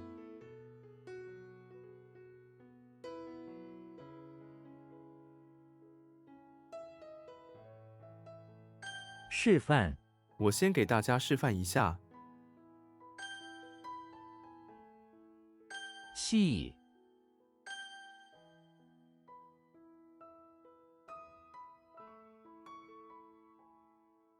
服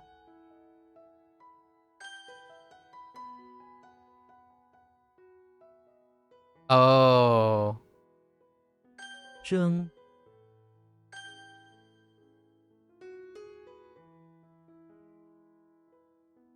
what incarnation?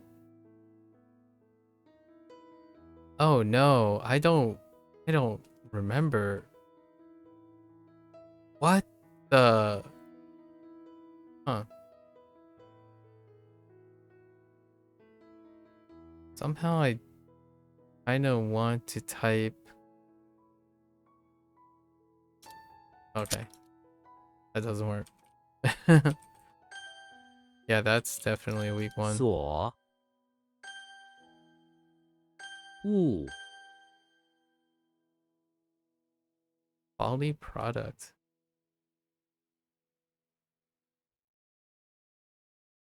Thing.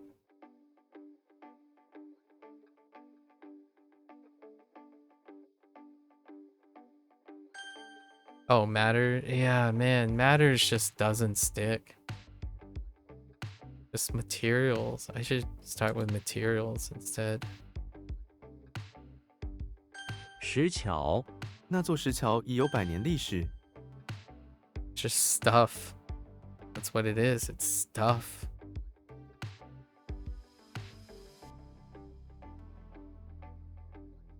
难得，他难得看书。Oh, rarely? Okay.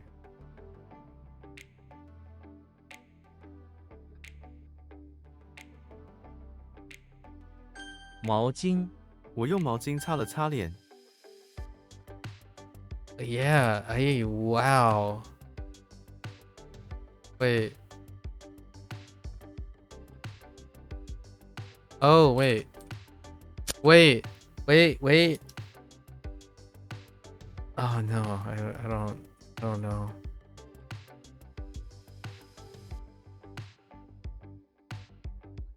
Whoops. I hit the wrong.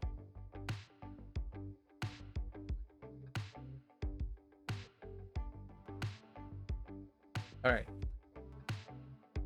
Dig. How does silk and rice field come together? Like, what? 我今天很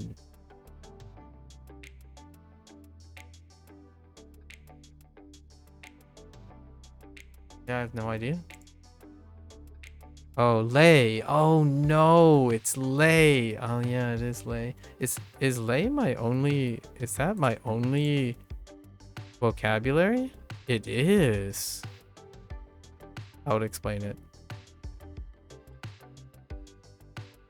How does this even work? I guess I need to change this up. Legolas is in the bathroom of the beach house by the bay where he is cleaning out the miniature in the bathroom. Miniature rice field in the bathroom which has been coated with sand. He uses a silk cloth to clean it up but begins to feel tired, so tired that he lays down in the miniature rice field bathroom and puts rice field in the bathroom. Multiple times that has happened. I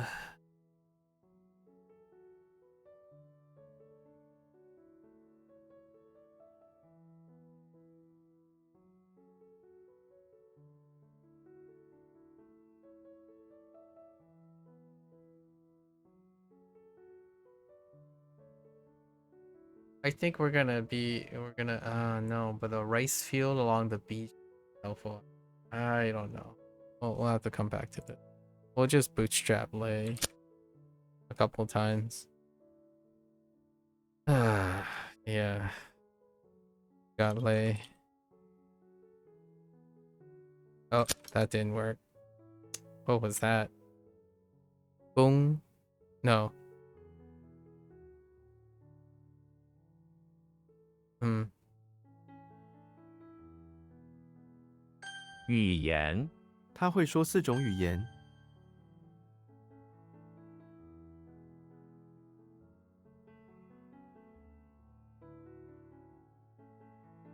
效益、提高工作的效益。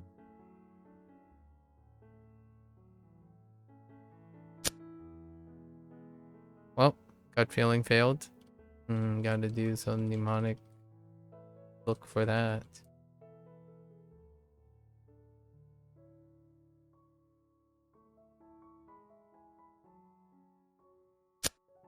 What is going on there? They still use in knife making, and especially in katana production, differ significantly from the steel used in modern knives. Okay, there are 3 major companies that make premium provided steels: Crucible, Carpenter, and Bowler Huldaheim. Stainless steel is mostly commonly used, I see. High carbon steel is used less frequently, but requires special care. Premium knives use premium materials, carbon, titanium, and so-called super steel, which has anti-icy hardness and cutting.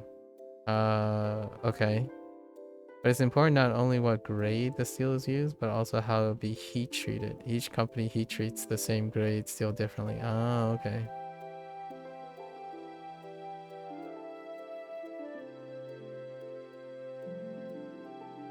Modern knives. Yeah, I imagine that seems to check out.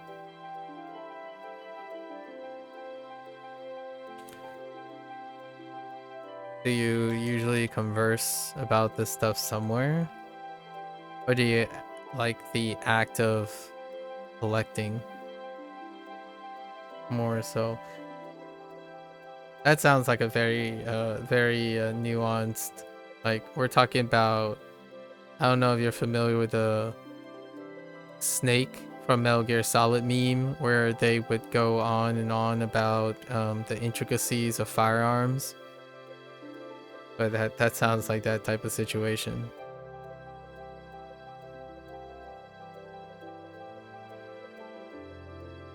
Steel, carbon, titanium. I'm guessing the alloy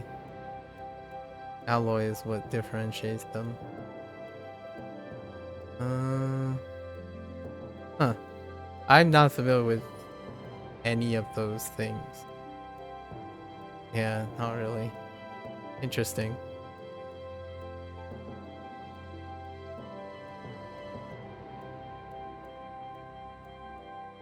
Huh.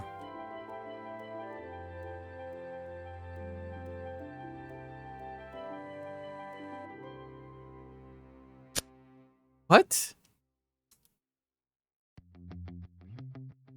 Thinking about that differently, I suppose.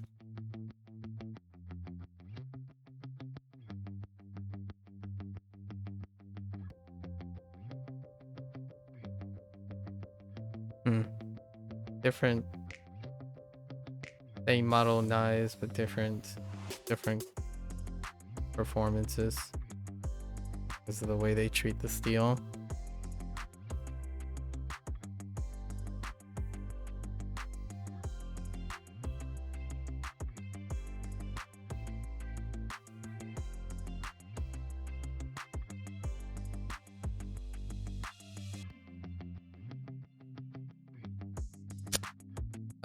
Wait, I typed the wrong thing. Oh.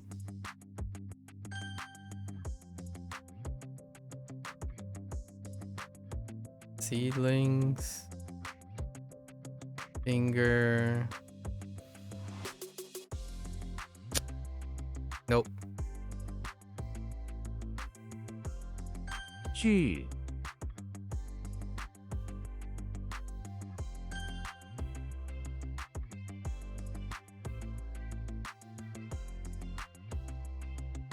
Is that not effective? Effective benefit.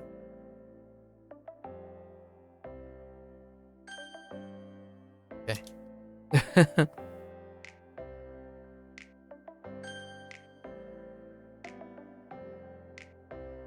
很累，我今天很累。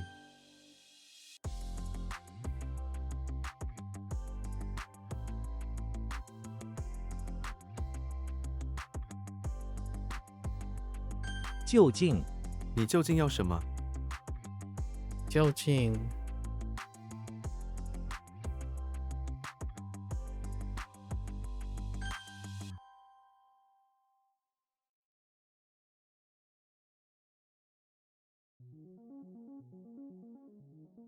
the what?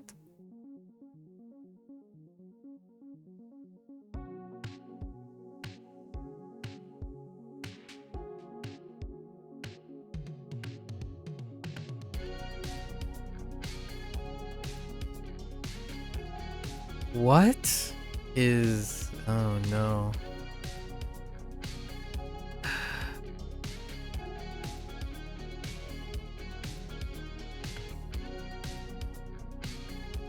I want to say... 好， Okay. Alright. 前述，这是前述问题。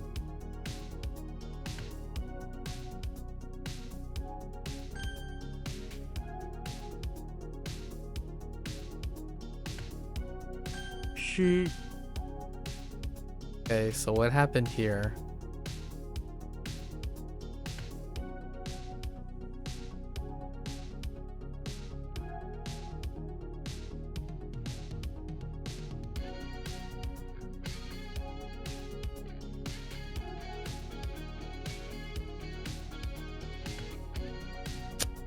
Ugh.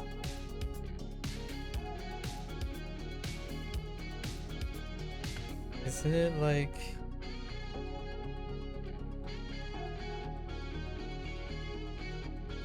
What?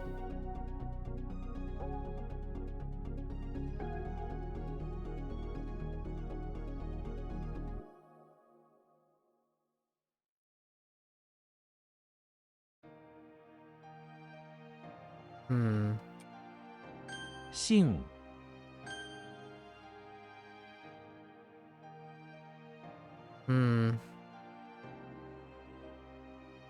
猪，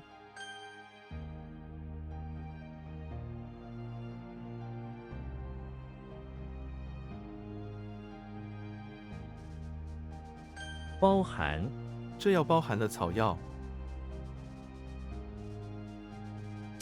包含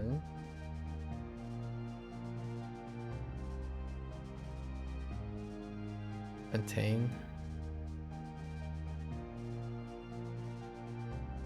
温泉，温泉是一种天然的热水源。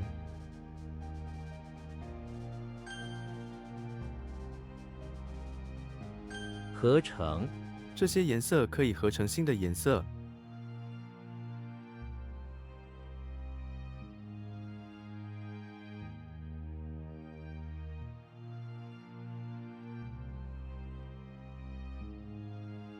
It is changing to or compose.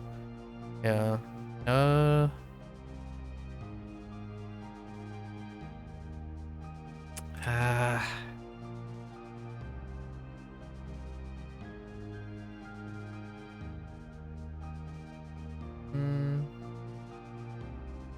I did a little different. This is a repeated problem.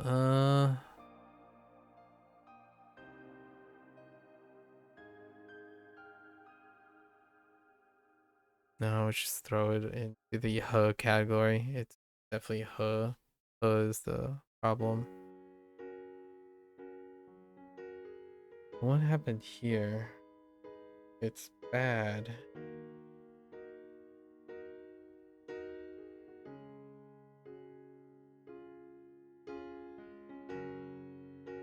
Oh.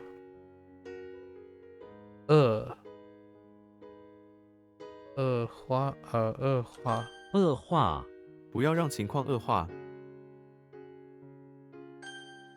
or worsen. Okay.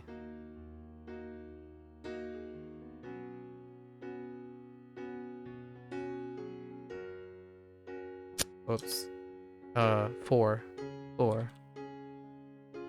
伙伴，他是一位商业伙伴， This is new.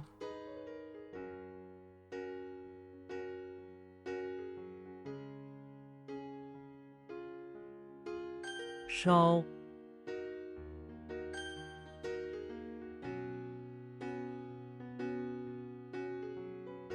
Oh, wait. Oh no.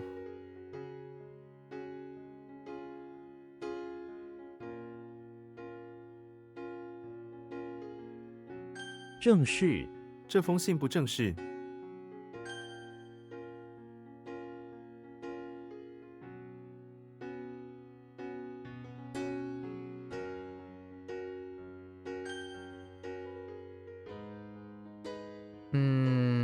So what happened?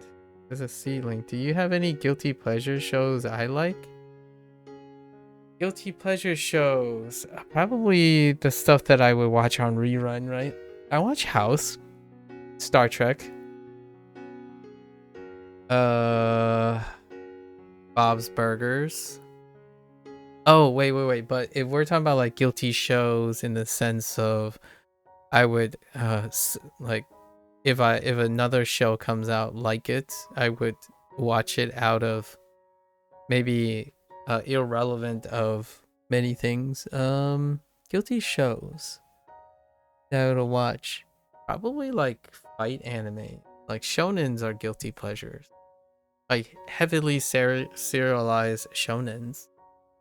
Like I think 3 months back. It took 3 months, but I watched like 1100 episodes of One Piece.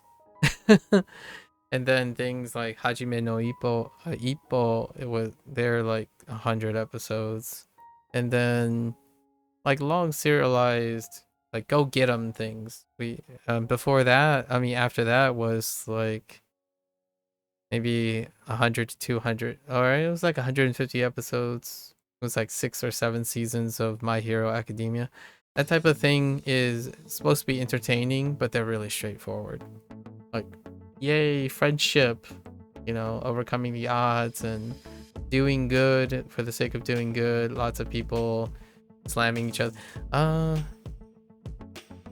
Another, I think the most guilty pleasure stuff is probably modern life movies. Actually, I don't know if guilty pleasure. Another one would be any form of post-apocalyptic. It's not really. It doesn't have to be post-apocalyptic, but dystopian. Dystopian sci-fi. I watched one that was not great. I think it's called it's a Korean one. Does it have Guard in it?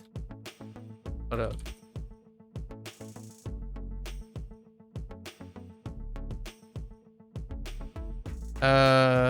It was not great, but I enjoy Black Knight.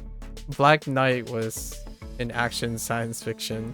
The premise is interesting, but yeah, most post-apocalyptic things are pretty a guilty pleasure. So a movie would be like Train to Busan. Dark for a German series. Dark. 3% for a Portuguese series.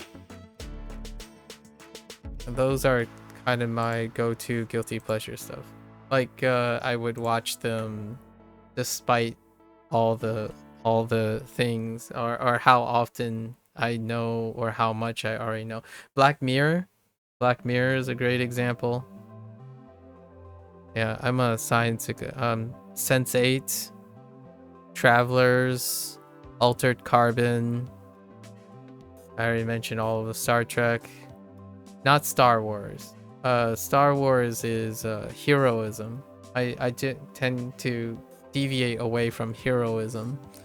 It's usually more like the human condition. Anything that deals with the human condition is a guilty pleasure. So if you're like watching a hero doing things, that's not hero condition, you know, human condition, you know, for me. I think overall the most guilty pleasure thing is if there's a potential that a movie is making a commentary on the human condition, that's it. That's me. I watch that. Ex Machina, Blade Runner, Dune, anything that reveals different takes on the human condition, however hypothetical it is. I am a sucker for a profound storyline.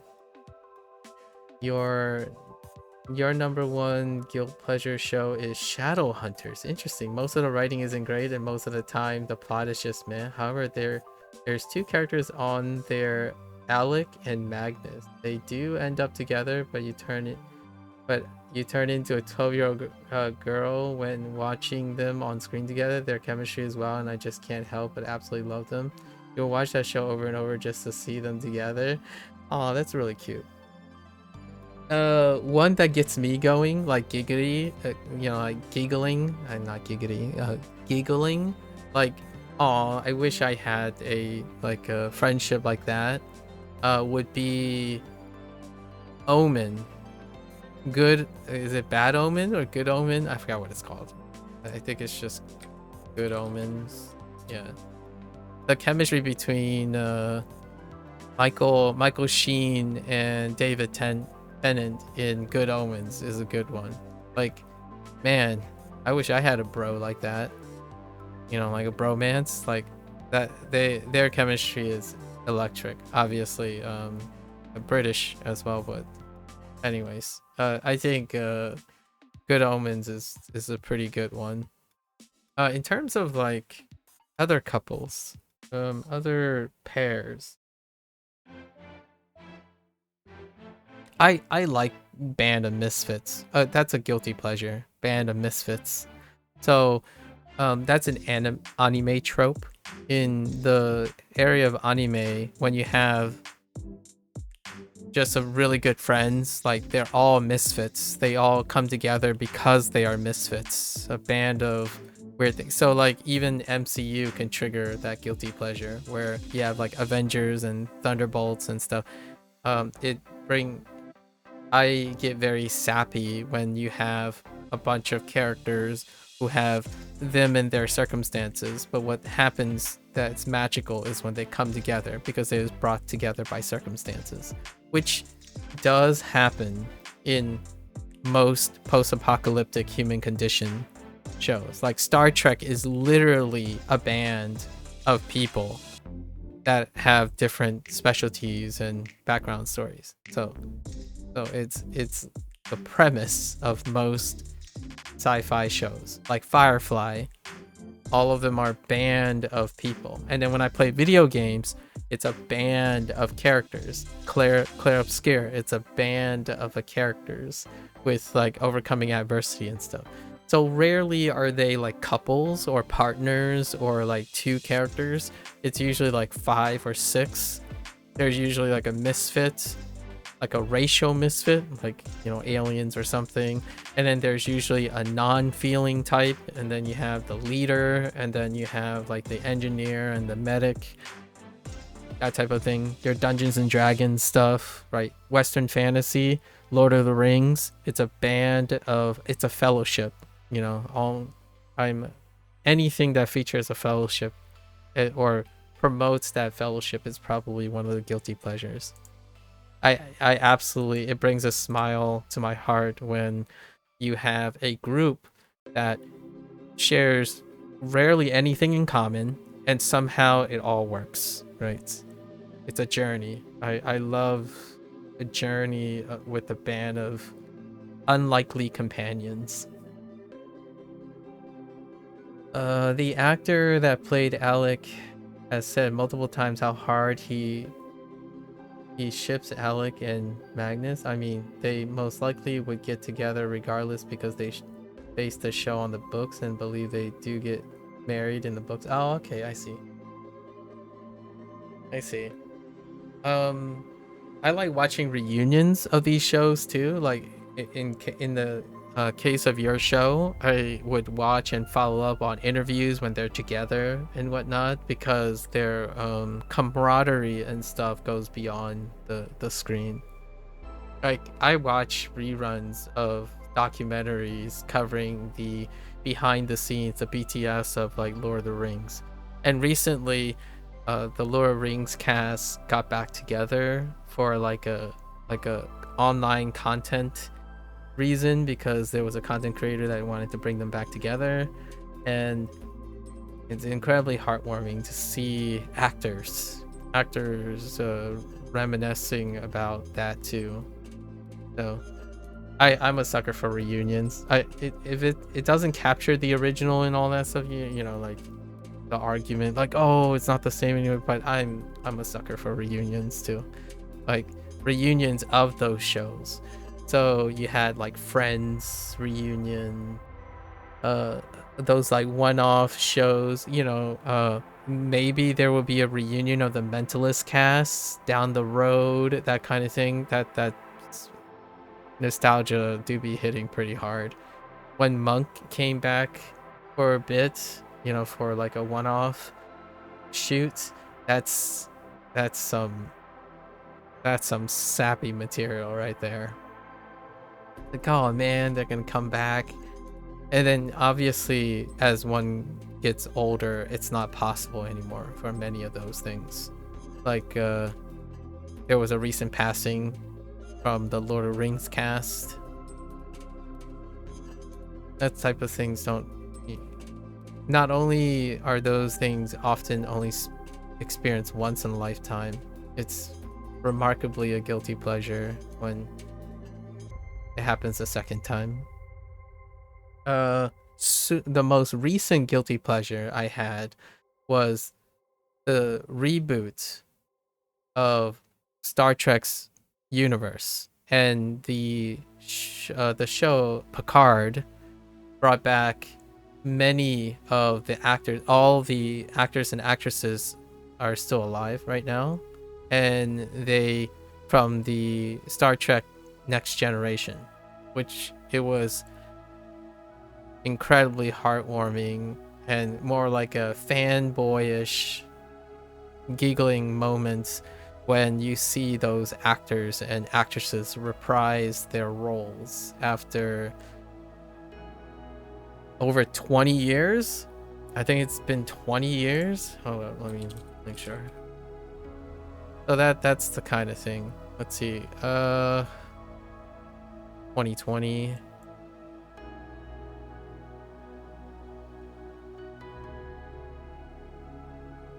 Oh, no. 40 years. Oh, no, okay. 33 years. It's been 33 years since they shared the screen. So, that's a whole, it's a whole generation separation.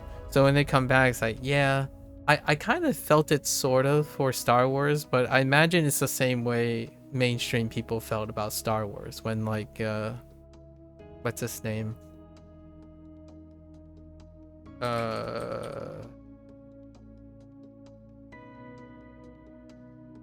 Mark Hamill, when Mark Hamill randomly shows up in things, but especially when Mark Hamill showed up as Luke Skywalker again, like much later, right?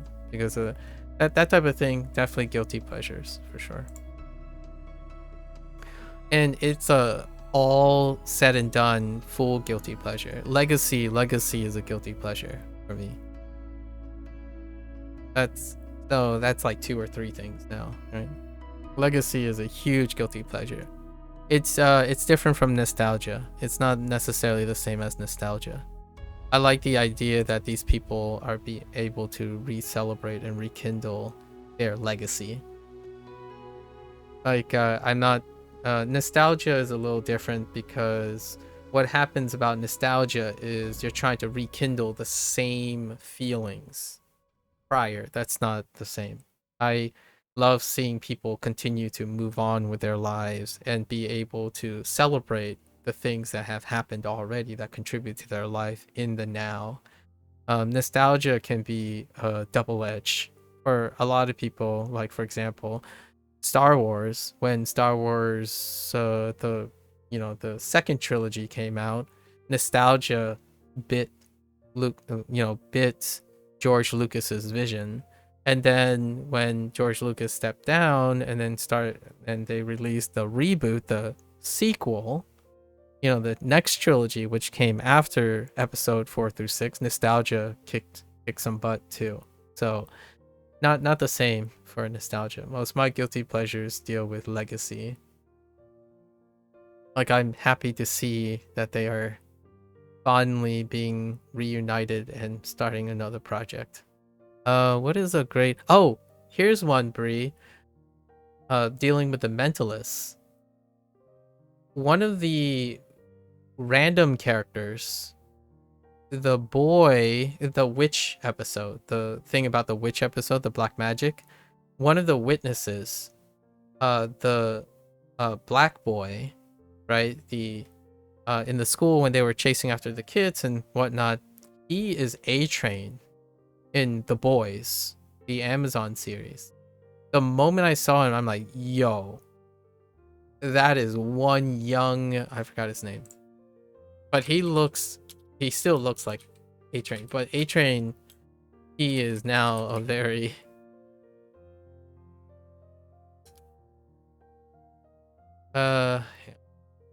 how do you even type his name?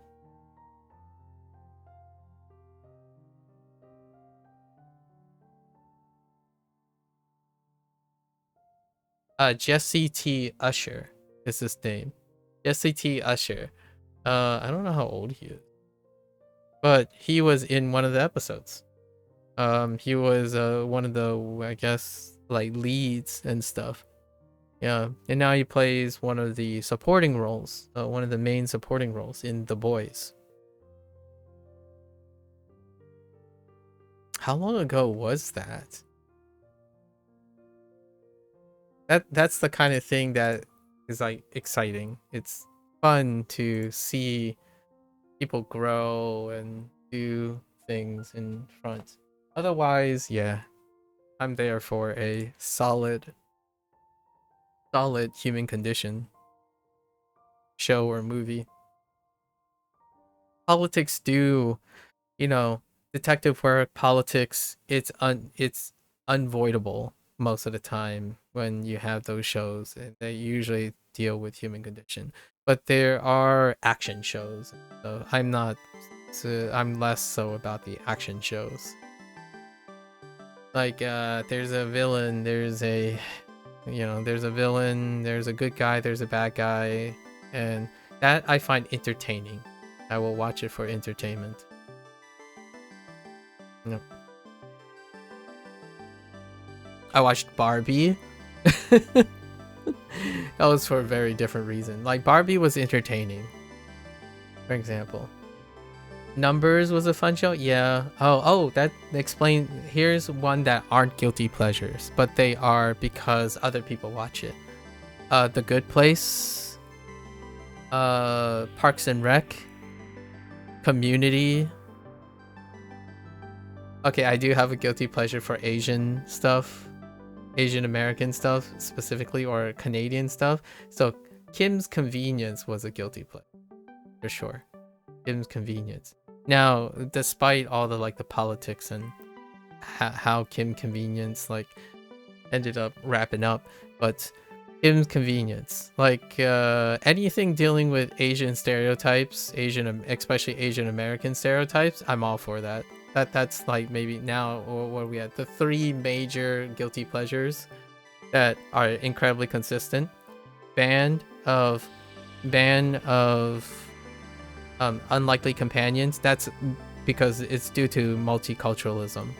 It's a way to metaphorically create multiculturalism. Band of Unlikely Companions, Human Condition, and Asian multiculturalism stereotype. It can be really bad, and it's still like, oh yeah, that's funny. I see where they're getting it. Like, for example, I don't know if you ever watched the Hangover series of movies, but there's one comedian, he's actually a doctor, but the token Asian actor in, like, comedies like that, he's a very specific person.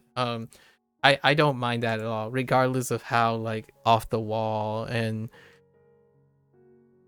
because it's that's part of it. Let me see. What's his name? Kendrick. Kendrick Kanjo Young. Jong. The Korean actor.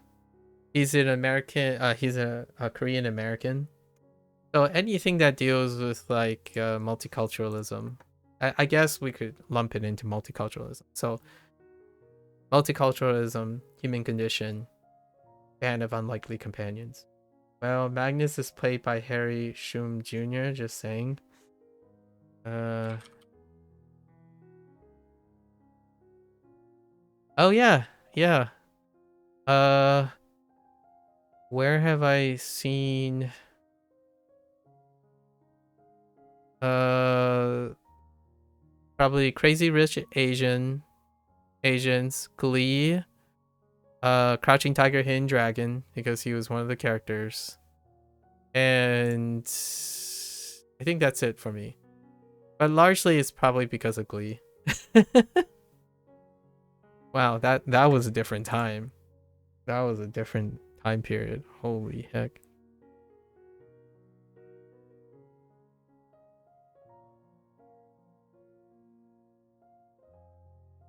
His parents are Chinese, but he was born in Costa Rica, I think. Yeah, he is.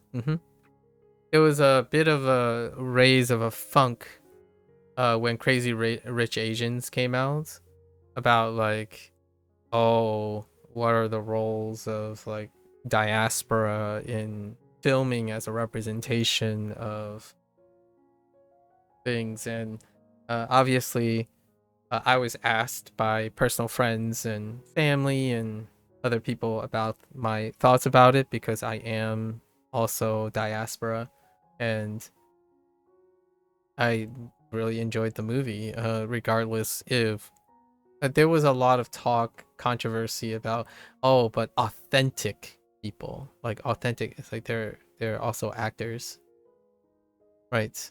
But at the same time, that stuff does come up quite dramatically. It comes up in language learning a lot. So whenever someone says like they use the word like native, that's why I would tend to have reservations about it. Yeah, but yes, he was diaspora, Chinese parents, but diaspora. Charming. He's quite charming. Actually, that's a good one. Crazy Rich Asians is a pretty good one. I'm a sucker for. I'm kind of a sucker for clumsy, clumsy, unapologetic couples together. Like a combination of one person who's like well put together and one person who's like clumsy, that type of archetype, and then they like complement each other. I like the complementarity type of thing, as opposed to it's because I don't think I would live that type of life, and there's something really romantic about it. It's incredibly romantic. um Realism takes hold after I leave the watching that, but at the same time, realistically, I'm the most appropriate type of relationship I would probably have is two independent people. So modern life movies tend to portray that a lot more, or modern life content where you have the realism of complementarily creates dependency, and they are very very situationally dependent to be successful. But when I watch them on the big screen, like movies and shows, that's when it's a guilty pleasure, because things like that are incredibly romantic. A band of unlikely companions is very unlikely in realism, so that's it's a great guilty pleasure to escape every once in a while.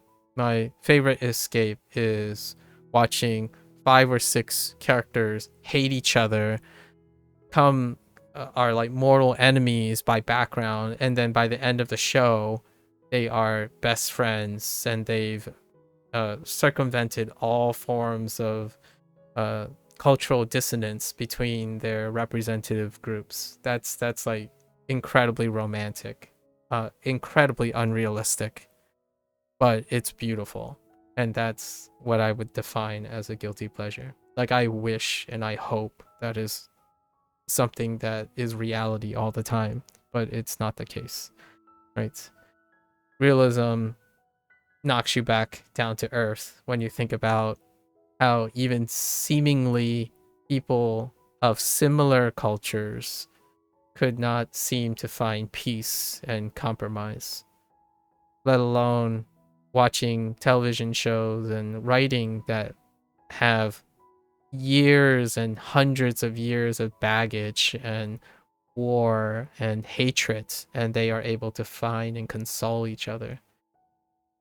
That's usually depicted through like fantasy, Western fantasy, and like high fantasy and science fiction a lot of times to overcome adversity, especially the human condition.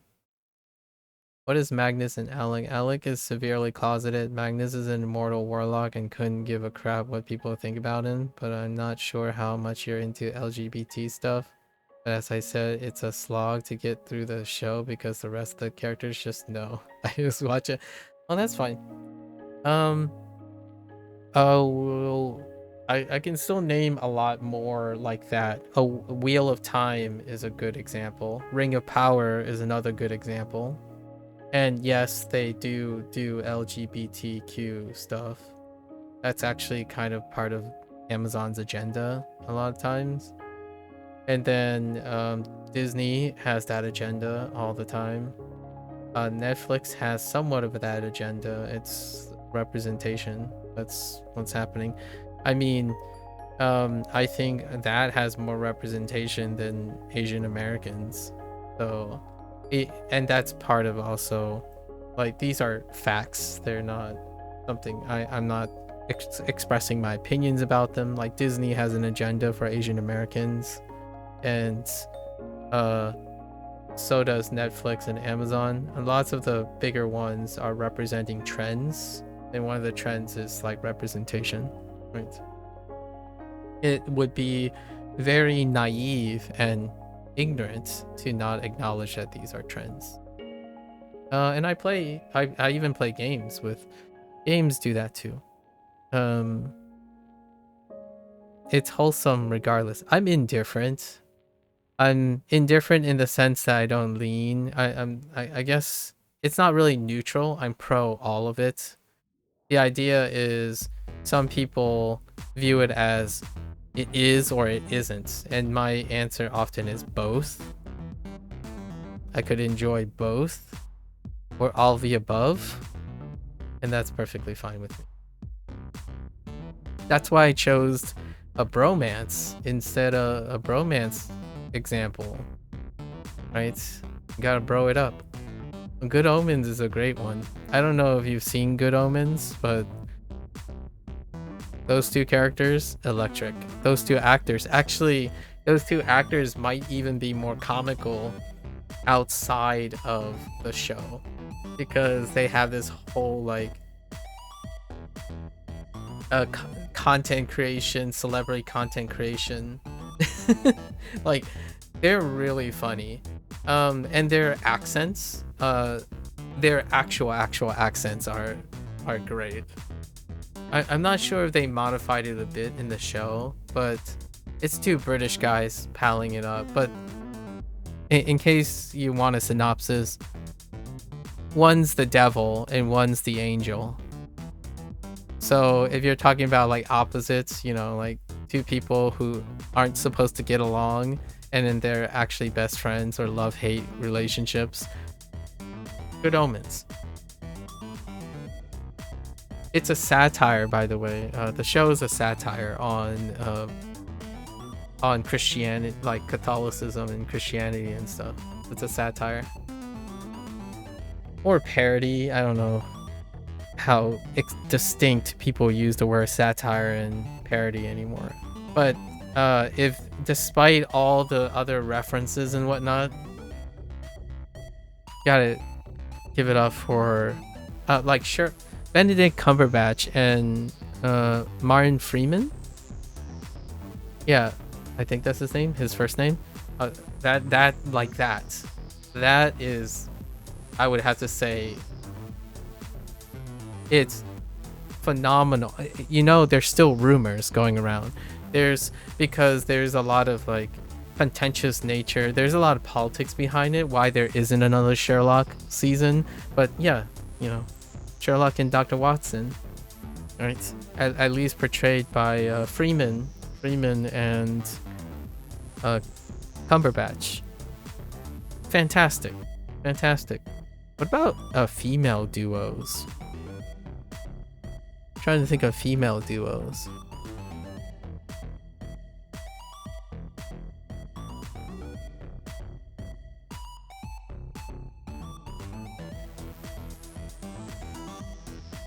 All right, here's a guilty pleasure though.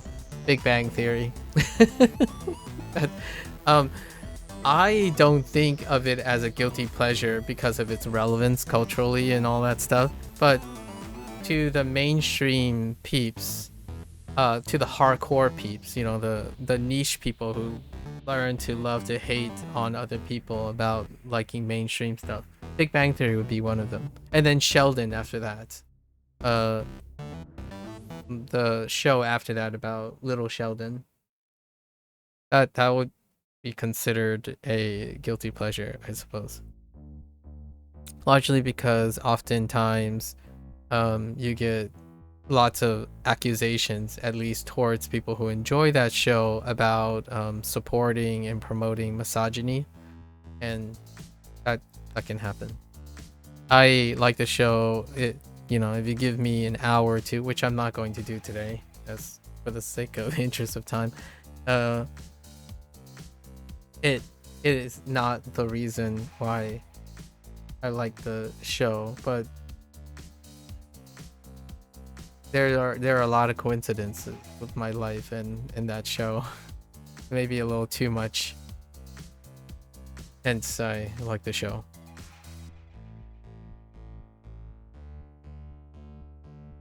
Young Sheldon was a decent show. He wasn't a massive fan of PDD. I did watch some of it though.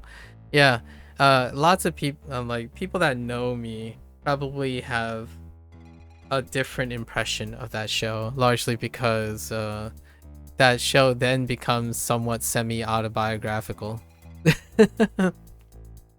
The nature of the portrayal of that show and the stuff that people talk about, it's very, very true. At least anecdotally. Alright, let me see. Yeah, I thought this was... What's happening here? Guess I might as well... Oh. Wait. Oh, he's describing the ceiling. What was the other one? What was Chor? I think Chor, maybe the left side is different?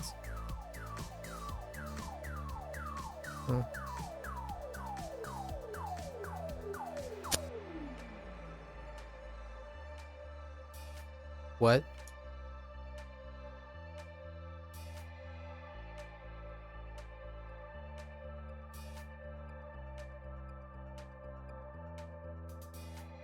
I think Big Bang Theory captures a part of life that is incredibly niche, and as a response it becomes very divisive if you resonate with that part, largely because it takes a very particular circumstance. It appeals to a minority. The majority likes that show, not necessarily. It's like The Mentalist. Big Bang Theory, in my opinion, is probably a very similar reason that you like Mentalist. Not everyone's gonna take to Mentalist. It's a show that just rinses and repeats. So it's one of those things. they're both popular in their own right when they were airing, but you either take it or leave it most of the time. What made Big Bang Theory special to me was not what made it mainstream. It was like the very particular depictions of exaggerated depictions of character behavior. It's like saying the cast represents a lot of different dimensions of a singular person, and if you kind of like meld them all together, then they can end up being a adequate, realistic portrayal of one person. And kind of like how they went about it in order to create comedy scenes off of it.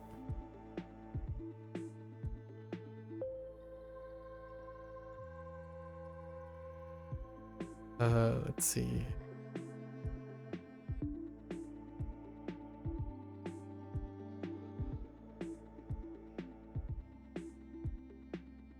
特权，他通过特权得到了这份工作。 What? 母，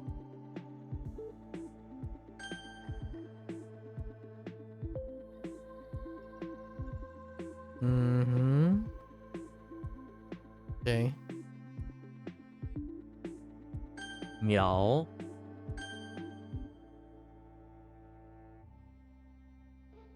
What? Oh, wait.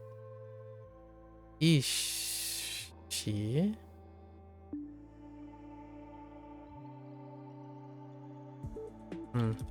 岛，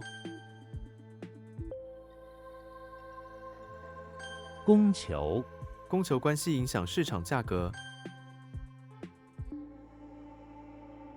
Okay.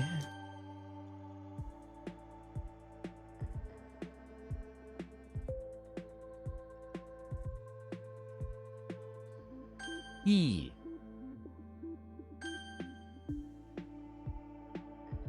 保密，这件事我会保密。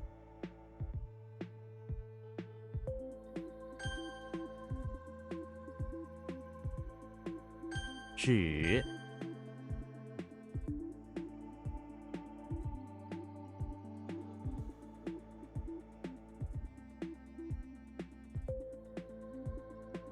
Oops. Wait.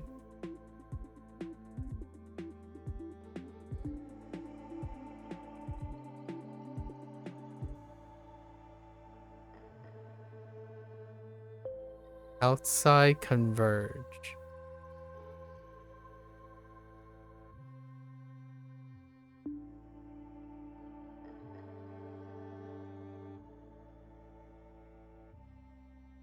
I what? 会， Oh, 意思.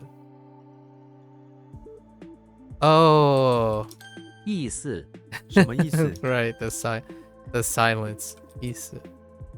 Alright. 增，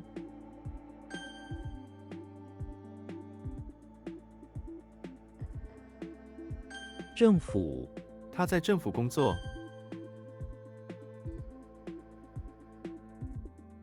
Magnus and Alec, huh? I'll have to take a gander at Shadow Hunters just to see what the going is. They're the two main leads, right? Is that how that works? Or I see 3 characters. You know what's funny? I actually watched an episode of Fate, the Winx saga.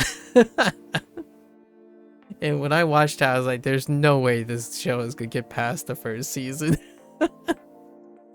It got canceled after 1 season. But I missed the question. Oh no, I didn't have a question. I was just looking at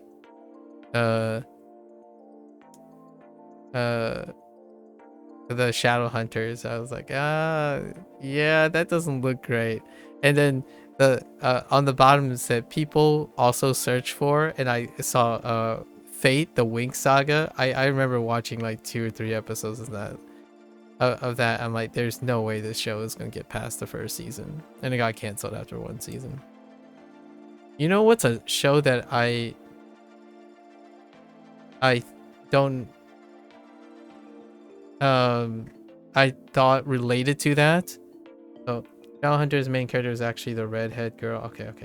With the girl. Okay. Oh yeah, that was the question. Yeah. There's another one like this kind of show. Shadow and Bone, and that got canceled after 2 seasons. Maku hates the wing. Listen, I didn't say I hate it. I was laughing because I was like, there's no way this is gonna get past the first season. Shadow and Bone was a surprise cut for me. I thought Shadow and Bones, where the Wink Saga and like the whole warlocks and it's Magnus and Alec, the character dynamics. Like Shadowhunters is like that. Fate had 2 seasons? You mean 2022? It had 1 season. 13 episodes? Oh, you're talking about like half seasons. Yeah, that's fair. But it's 1 season to me. Like that's what I'm referring to. It didn't it had it got cut in half. It was 6 and 7. Netflix is usually 9 and 10s. So 9, 10 seasons. We talked about this because of like Diplomat. But it had like a half-hearted. No, I think it's considered 2 seasons. No, I think you're right. It's 13 season. It was split in half. So there was 6 and 7. So it's one of those like Diplomat situations. Like Diplomat had 6 episodes, but I imagine maybe because the show got cut in half. You know what I mean? Like Diplomat started with 10 episodes and then they couldn't meet the writer couldn't meet the 10 episodes, so it ended up being 6 episodes. Yeah, Winx did technically have 2 seasons. It was 6 and 7. I watched like 3, so I wouldn't have known what the second season was. But it was the reason why I watched it because I thought, wow, it wasn't Winx a toy thing? That's what I thought at first. So I watched it because I was like, oh, all right. Here's another one, Sabrina. Sabrina got canceled. It did all right, actually. It did okay, but low viewership. I watched some of the Sabrina thing, like the reboot of related to Sabrina the Teenage Witch thing. There's a lot of okay, so these are not guilty pleasures. These are more like controversy. Lock and Key. Lock and Key is also one of them. So we're going down this like teenage fantasy, like the teen fantasy track. Shadowhunters is related to the teen fantasy stuff. Like for example, I watched all of Twilight, the movie series. I watched all of Twilight. It's kind of hard when you have friends around who of back in the day. It kind of lines up with their age group and all that. So there's Twilight. Bodhi, no. So and then Lock and Key was another show. It concluded, but technically it more or less got canceled early. Damn it. Oh yeah, Lock and Key, you forgot about that. Yeah, exactly. So it needed to finish early because it was struggling. Oh, here's another one that's pretty I have no idea. I think it's called Shadow Warrior. No.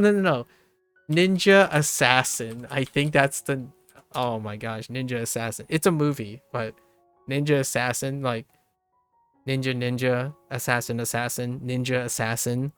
Oh, there's one too. It was like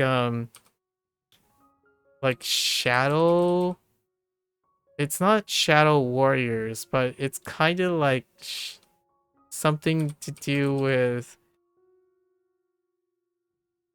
It was really terrifyingly bad.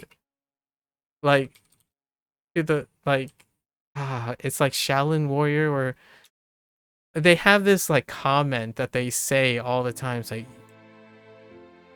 it was really cheesy, and I watched all of it.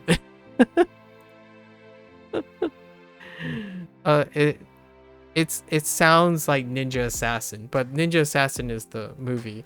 It it's like Warrior Warrior. It was a name, but it was another word for warrior, like not necessarily samurai warrior. I wish I knew what it was. There was like some mysticism, but it tried to pigeonhole some Japanese mythos into it. Oh, I watch things out of curiosity. So, whether they're good or bad, I still watch them because it's interesting. These things exist.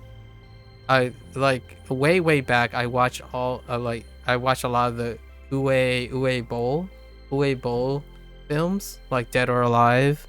Yeah, the live action movie, or Dragon Ball Evolution. I watch those things too. Oh, just to see.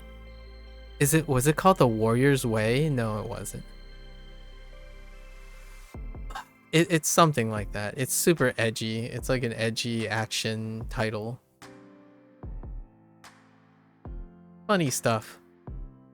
I watched a lot of things. I consume like okay, maybe a lot is too generic. I watch above average.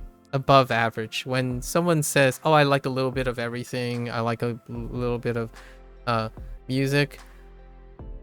I don't say I like a bunch of everything or I'm open to everything.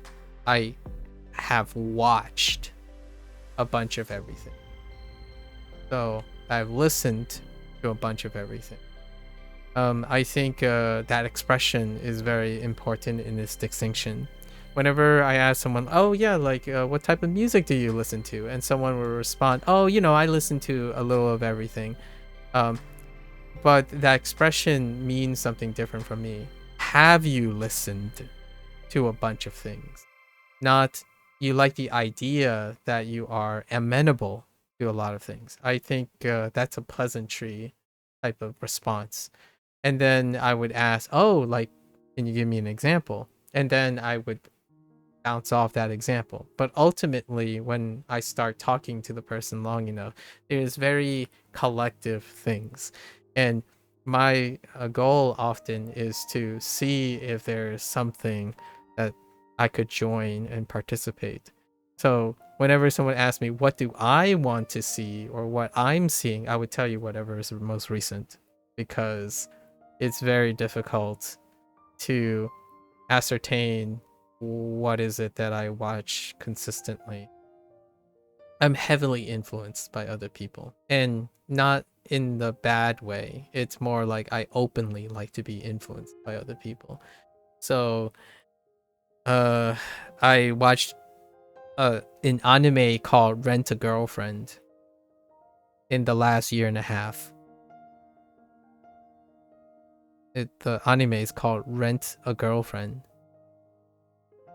So that is a example of how, like, if I gave you a recent thing, I like to be very careful about suggesting that is the things that I watch typically. I watch what people watch because I want to get to know them. Just wait until you get to season 3 of The Mentalist. Well, the end of season 4 starts season 5. Just wait until you finish it, I guess. It goes pretty fast. It goes pretty fast when I find time. As long as I'm not yapping to eternity. But we're kind of yapping to eternity. I'll give you one more. Someone that was suggested by someone else. Yapping is fun. Yeah. I have a lot of things to yap about because I think I've done enough things in my life that was trendy and niche enough to connect them, because I think that makes life worth living. I know that sounded a little overly dramatic, but getting to try to understand someone is like ever intriguing to me.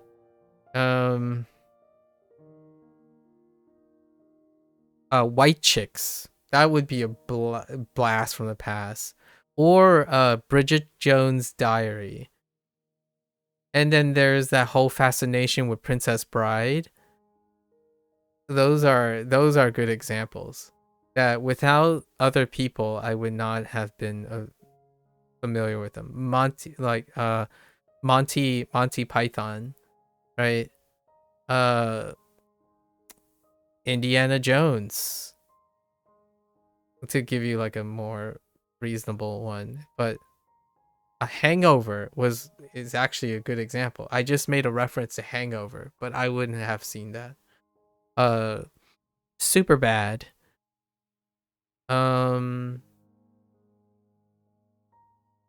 Lots of slapstick comedy wouldn't have been on. Oh, all of Simon Pegg and Nick Frost stuff. That wouldn't have been on my radar. Like Shaun of the Dead, Hot Fuzz, At World's End, and then Mission Impossible. I'm banking off Simon Pegg because Simon Pegg ended up being part of Mission Impossible, right? Like, or have been for quite a long time because he's one of the characters. So, and then the entire MCU.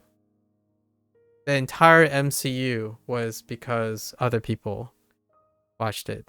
I could have gone through my entire adulthood without seeing a single superhero thing. Actually, comic books in general. It's crazy. Yeah. There are so many things that would not necessarily have happened if I was left to my own devices. But that's kind of the thing. That's kind of a cyclic argument because I am who I am because of my choices. So those things would have happened if I were me. So that's kind of one of those reflection things.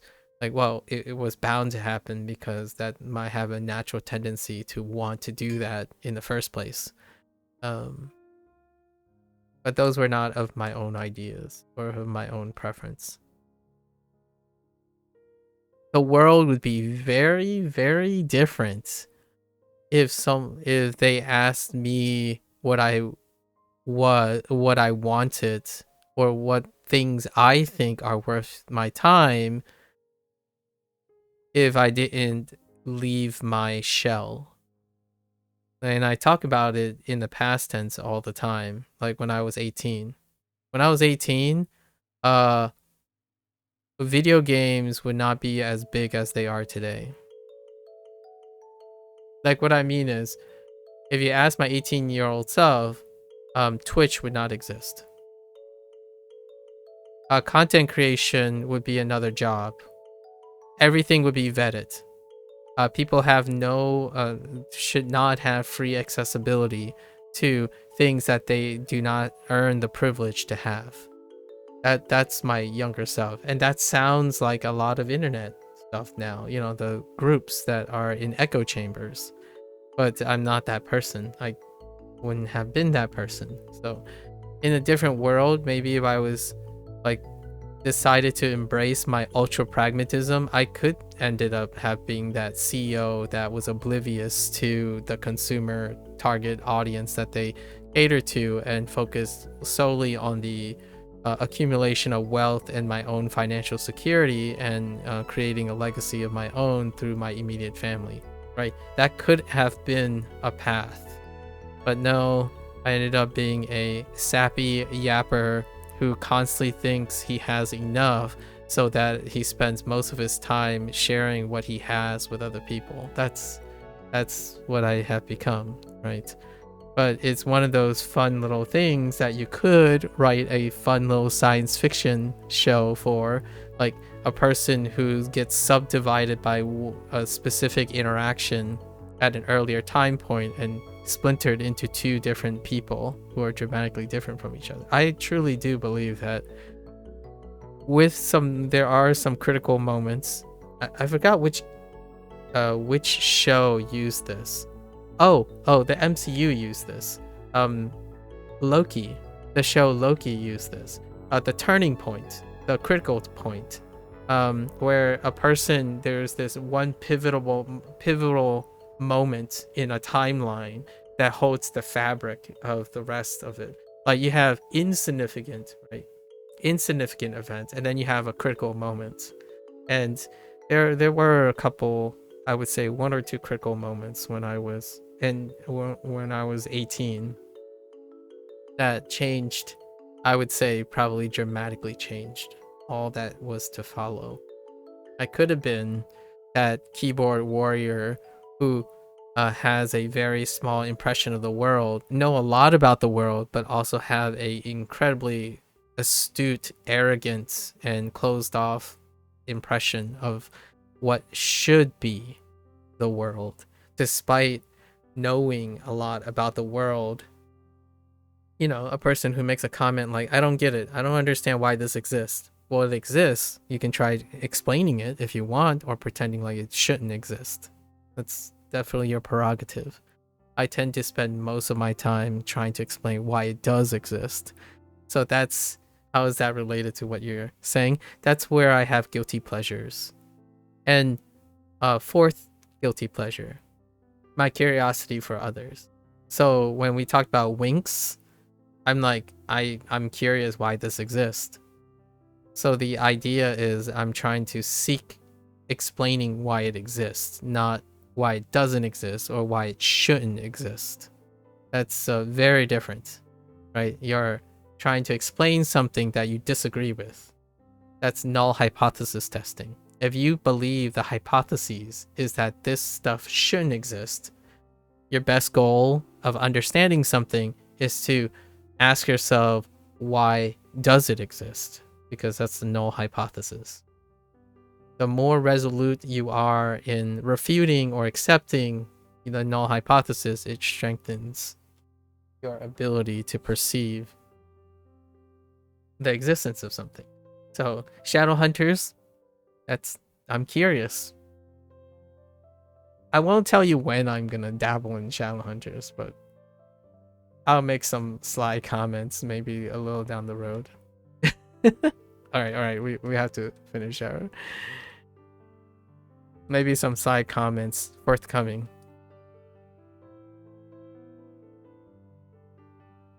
Bei, Oh, times, they used the word times instead of multiple. 南极，南极的温度是-35°C。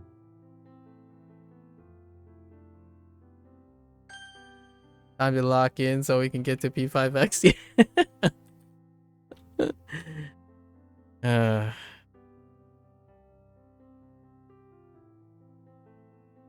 I have like one last comment.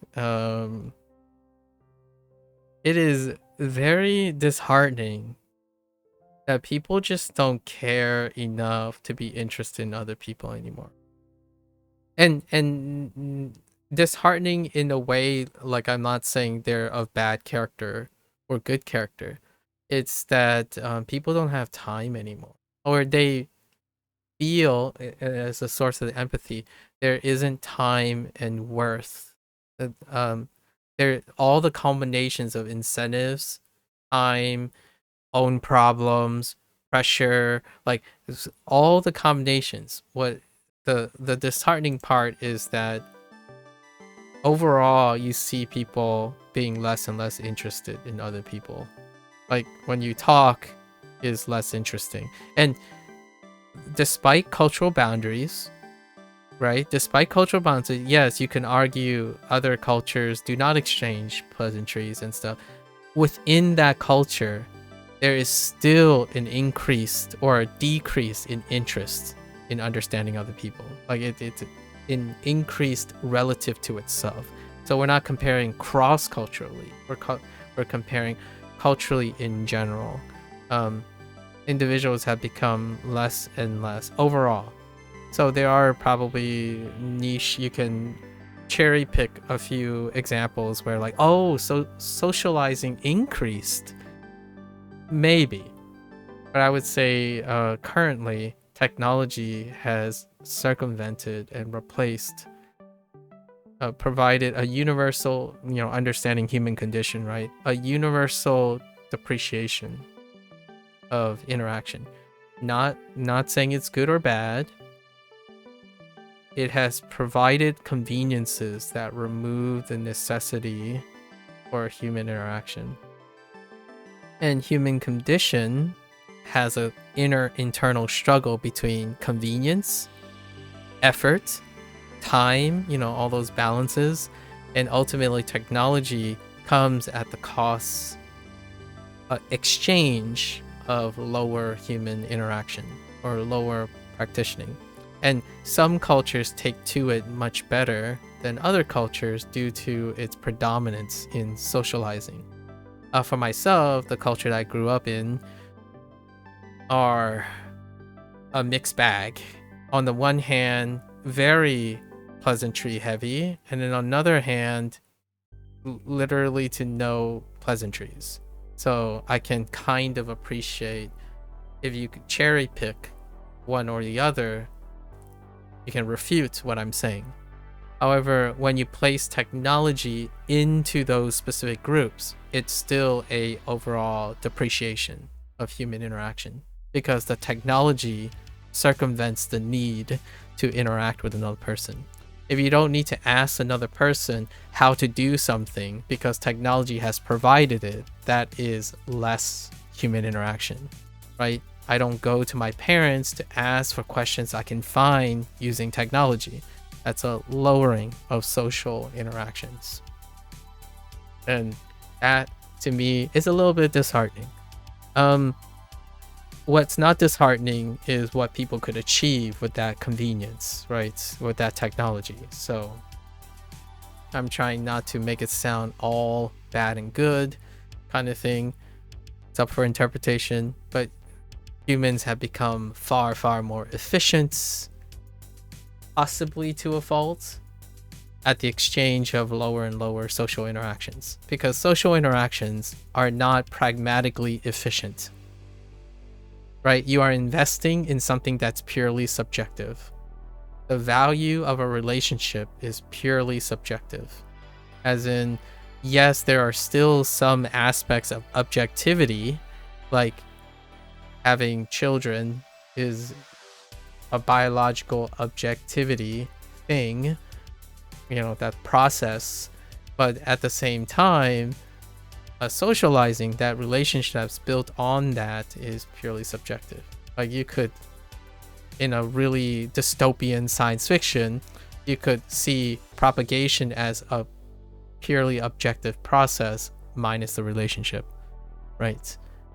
I'm using science fiction because it probably does happen realistically too, but we'll think of it as a science fiction situation. And I'm a sucker for quote unquote wasting time. It's sad. It's a little disheartening when exchanging, like, talking to other people now is cringe. Isn't that crazy? Like, there was a time when talking to other people is considered a necessity, but at the same time is considered hard, but a necessity. Now talking to other people in great depth is considered cringe. And then I embrace the whole word yapping, because yapping at least can replace the word cringe. Like, oh, you're talking to, like, you know, if you bring up this in conversations, like, oh, so what do you do? Well, I talk to this person online. Oh, that's so cringe. What's not cringe? Oh, I play video games online and other people exist while I play video games with other people. But they just exist. I don't talk to them. That's cringe. Right? And then it's a chicken or the egg issue, because why has it become cringe? Well, most people that play video games or do things online that talk to each other, most of them think it's cringe, so they no longer put effort into that, right? And therefore now it just feeds on itself. When you try to talk to someone, then everyone's gonna call you cringe and be toxic to you. And then when someone, you would have to try many, many times before you might have success. And because of that, that feedback covers itself. It's cringe because every time you try to talk to someone, someone's gonna say it's cringe, and then they're gonna be toxic about it. You know, imagine saying hello, how's everyone doing in a, I don't know, a Call of Duty Warzone game. Oh, you're asking for it, right? Or like, even hello, have fun has relegated to like cringe. It's like, oh man, why are you even saying anything? Or like GG, it's like that's the world we live in. Or not the world we live in the sense of, if your world is bigger than your internet, right? Like the world is bigger than your closed group. But if it is that closed group, then it is the world to you. That's kind of, and that is interesting. Like what we're doing now, like what I'm doing now is cringe to a great large number of people. So that's why when Corwin asked, oh, why do not a lot of people, you know, chill and hang out and view, is because it's cringe. Like, it's uncomfortable. It's exhausting. It's disinteresting when you witness people talking more than simply saying what the new fad is, or shooting a very controversial topic. You know, it's about the controversial topics, the clout chasing, the extraordinary stuff. That's not cringe. When I'm gonna be real with you, it's a double standard too. It's cringe the other way around. When you have someone who's not empathizing with the internet culture, look at the internet culture. Most things are cringe then to them too. And I think the word cringe now is a great telltale sign of unfamiliarity. Not necessarily a bad or good thing, just uncomfortable, incredibly uncomfortable. At least I'm willing to accept that. Like, why is talking to people online cringe? Is because the person who's saying it probably doesn't engage in it at all or believe that it's possible. I'm often wondering, and I've asked this many times, trying to create like a holistic anecdotal compilation of what people consider as friendship online, right? And personally, yeah, the success rate is very low, but it's still possible making friends online. And these friends become more than the cringe barrier friends. It is possible, but I would say, yeah, it's a very low success rate. It could change in the future, or it could be obliterated in the future because of AI technology. I'm making a meme. I'm being facetious, but AI would be something that could potentially challenge the pushback or quality human interactions, like creating stronger infrastructure or favoring human interaction. Right now, that's still not true. It's slowing down. The trend is slowing down. However, it might just suddenly accelerate because of technological advancements, right? AI being one of them. If you want to hear something that's sobering to me, over 50% of internet traffic is AI generated or AI dependent. And that might sound like an overgeneralizing, well, there are so many things that are automated. Well, what I'm talking about is the content, and the person that's interacting is interfaced with an LLM model. There was a recent article that was being put out, and one of the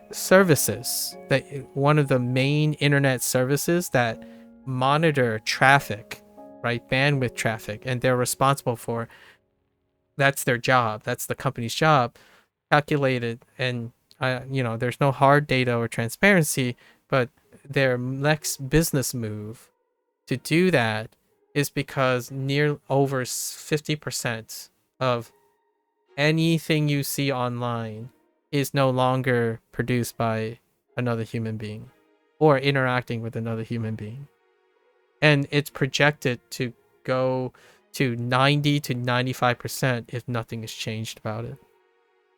So in their business move, they're suggesting that they're going to find ways to circumvent that, so that the carving or the pushback on artificial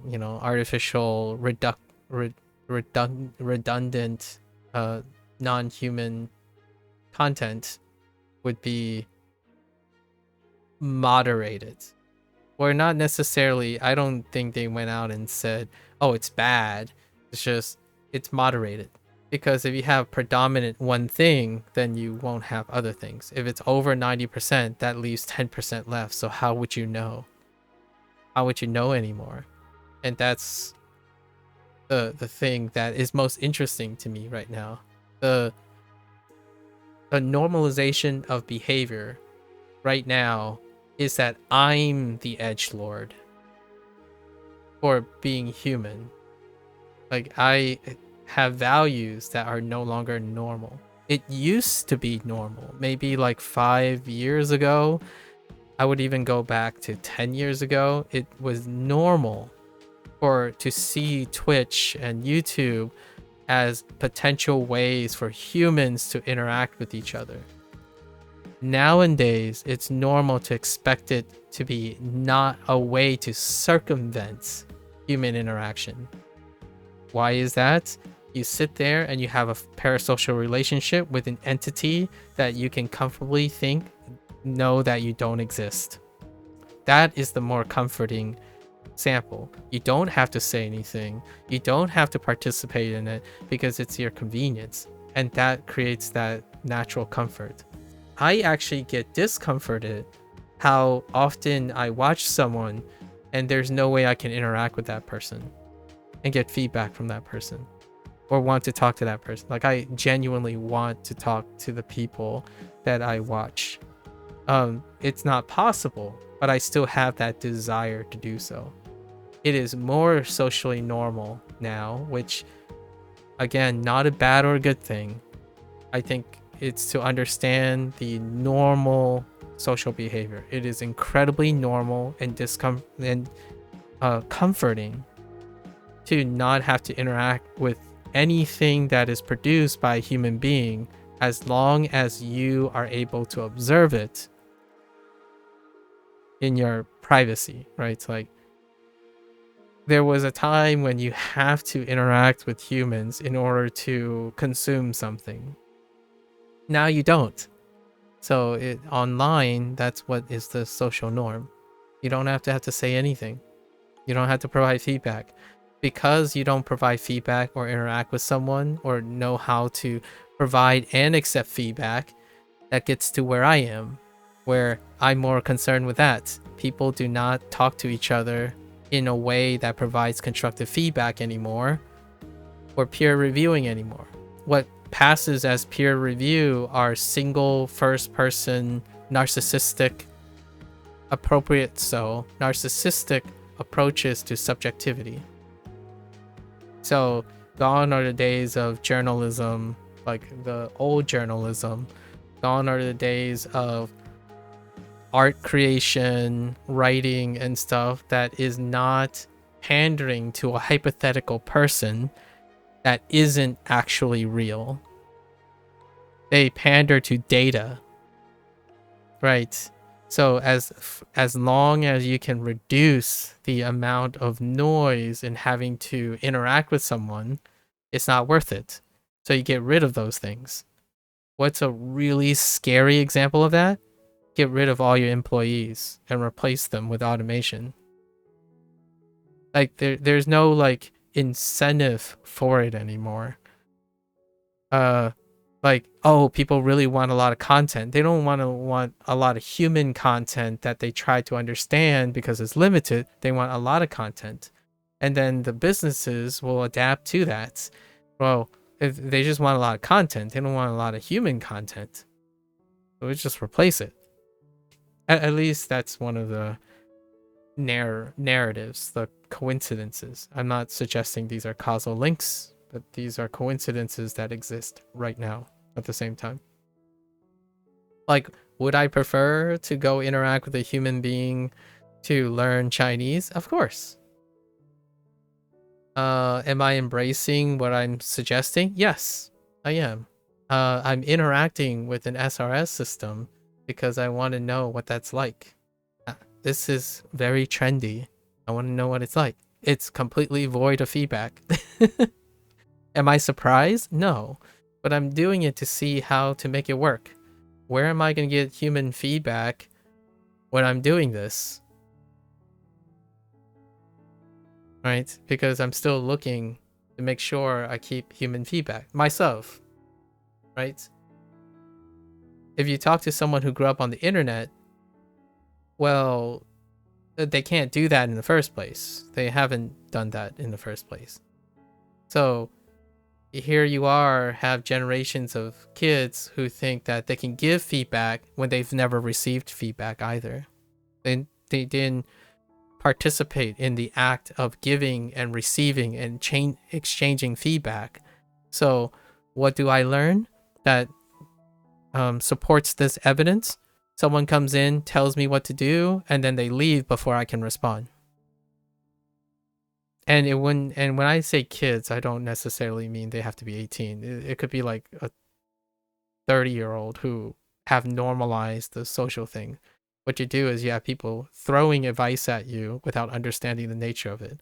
And then they don't expect advice on their advice. Your advice is only as effective as how you know if it's effective. You don't assume it's effective.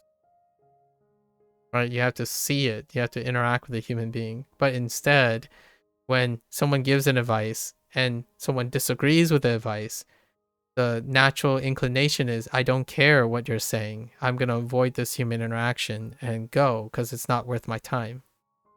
And what I can think of is, what's worth my time all the time? Or that's a bad phrasing, but what's worth is the human interaction. Because the next time you do it, it's not going to improve that situation. If you don't stay long enough to interact with a human being while giving advice, you yourself don't ever improve at giving advice.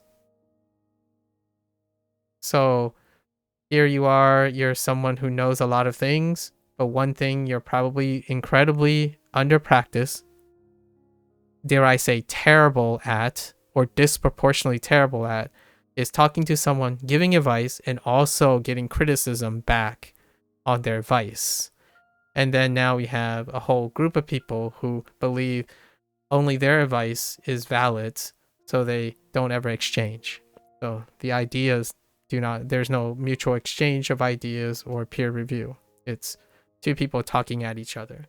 They're talking at this imaginary archetype and not the person's in front of them, or figuratively in front of them, text or something.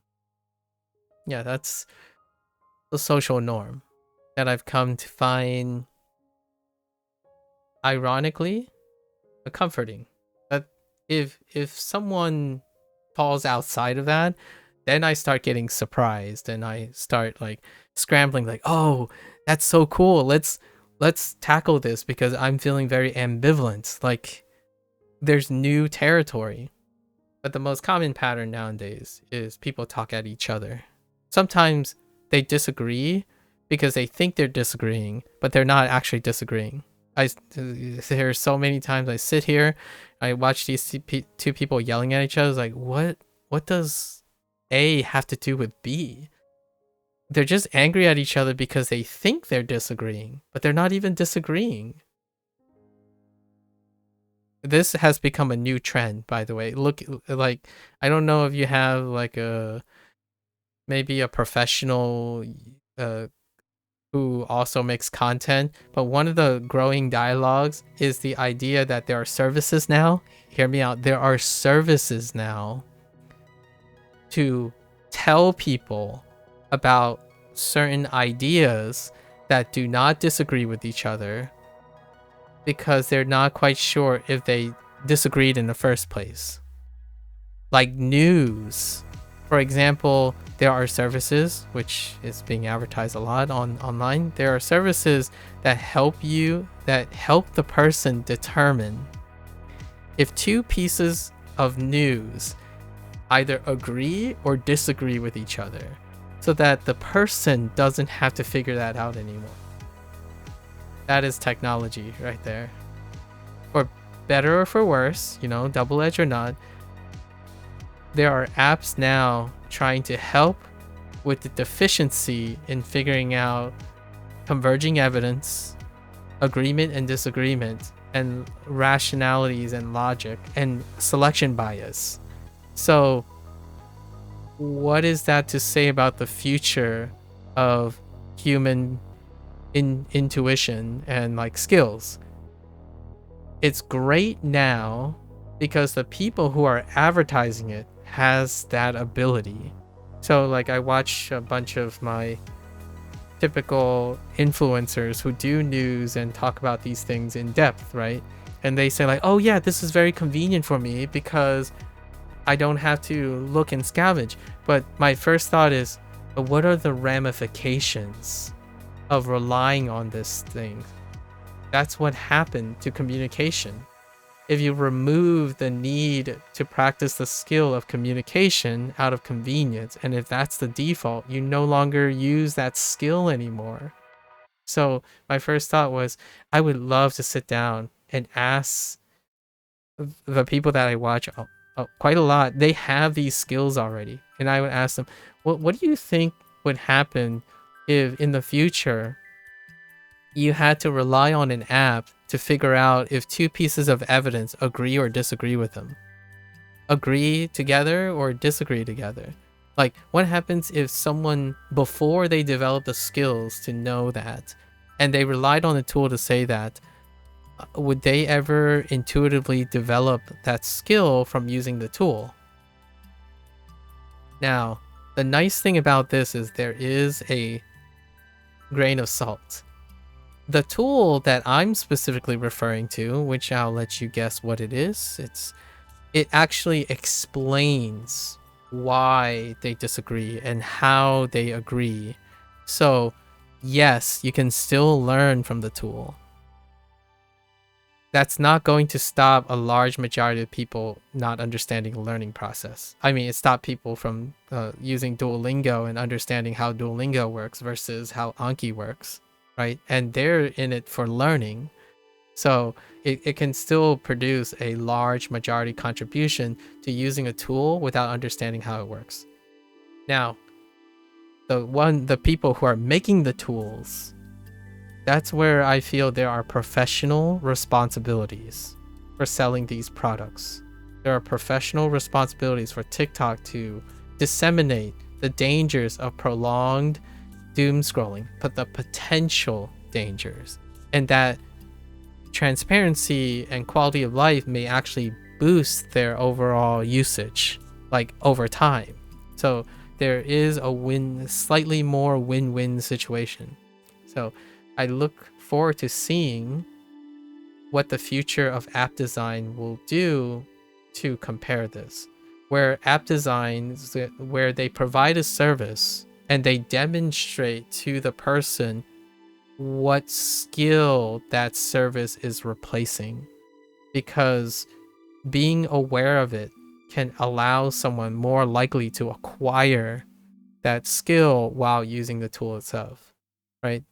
And not every skill needs to be like, I'm not gonna need to figure out how to hammer a nail like a hammer, right? Like if you're using a hammer and you're nailing, you're hitting a nail, the last thing I want to do is learn how, like, you don't have to learn how the hammer transfers the force, right? From the handle, the motion, and into the nail. You don't necessarily need those things, sure. But the opportunity is there for things.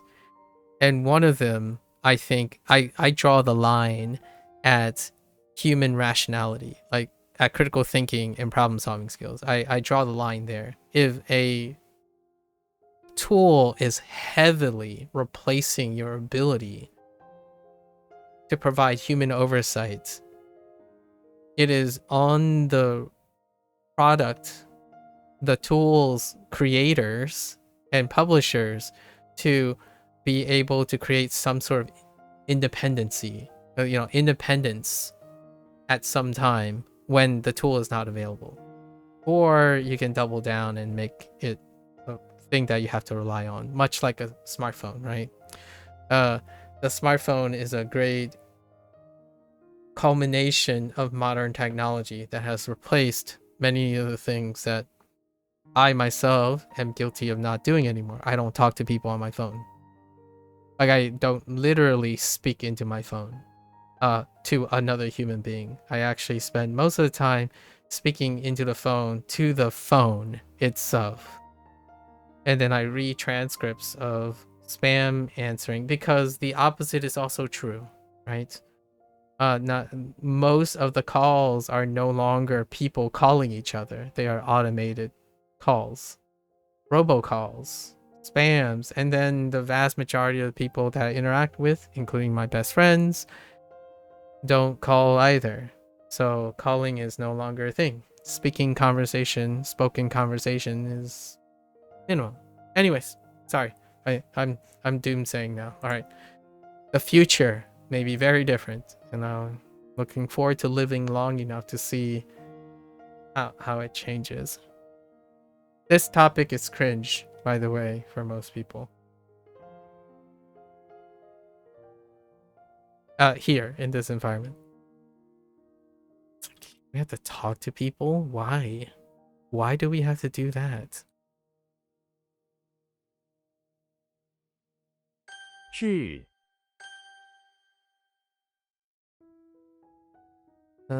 Wait.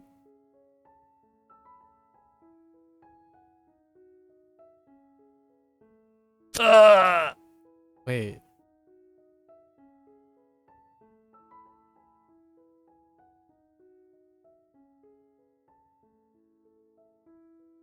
Huh. I think that's the second time I've... Huh. 言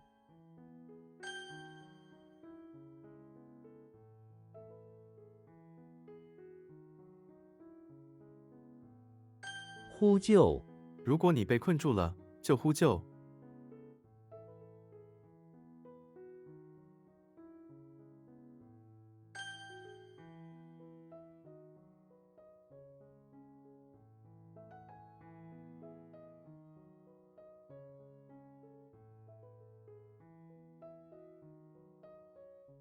What is crowd?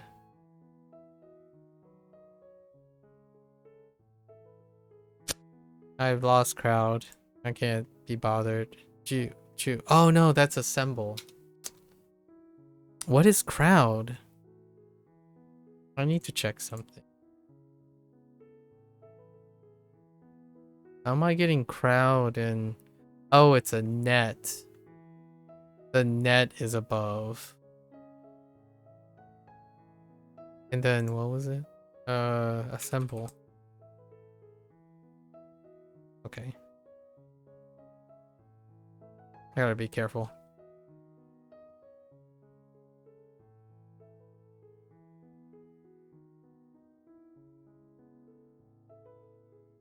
Oh, this is not what I think it is. It's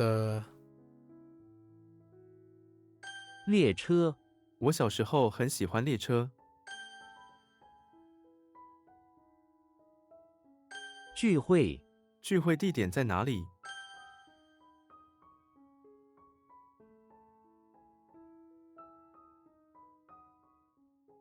Who is it? Oh, who's waiting outside?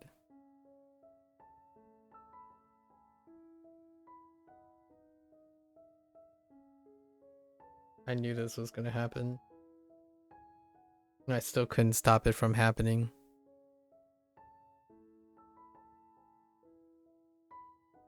That took so long. 托，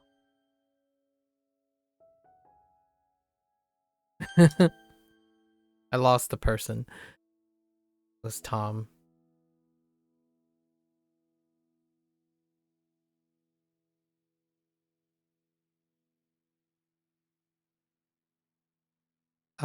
What?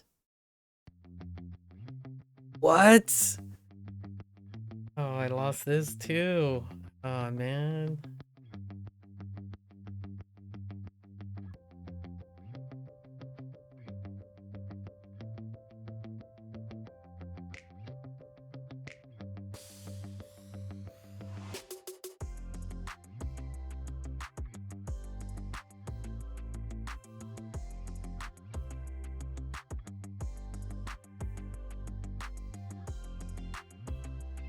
I have no idea. No, no idea. No idea.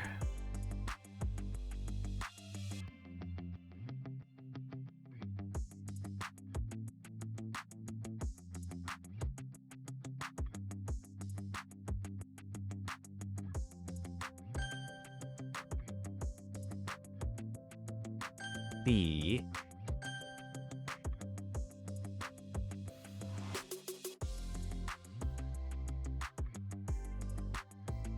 外汇，他在外汇交易方面有丰富经验。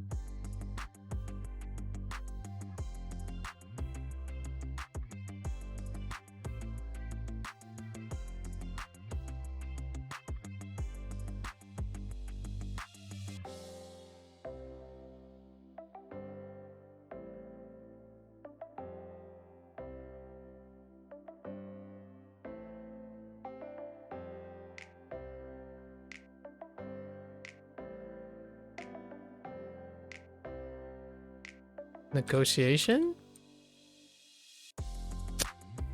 What? Outside converge.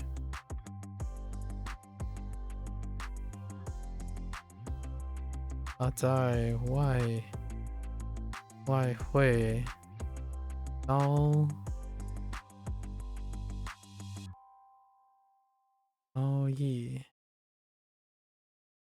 交易方面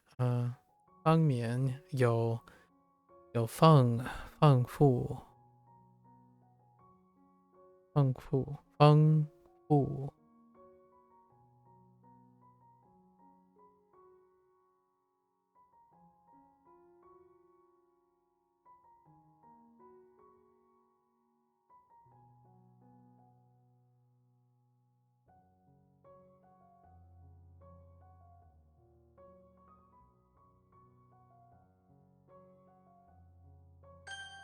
Oh, foreign exchange. Okay.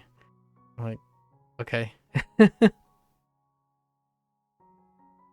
That took a bit.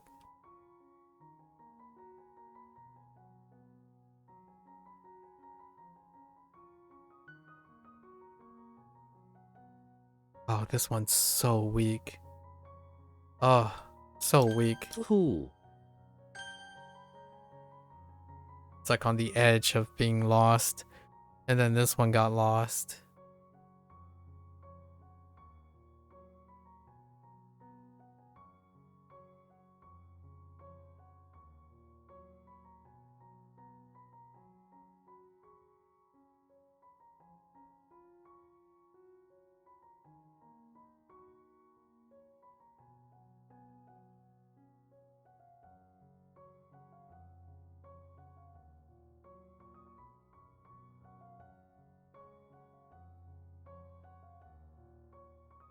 It's a mental block. Oh, it's belly. That's fine. I'm okay with that.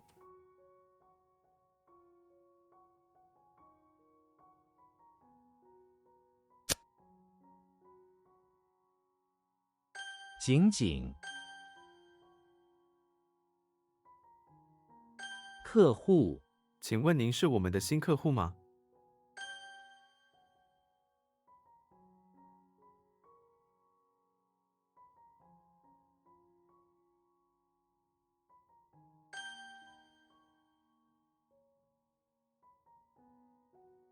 What? Oh, 临时，这是一个临时的想法。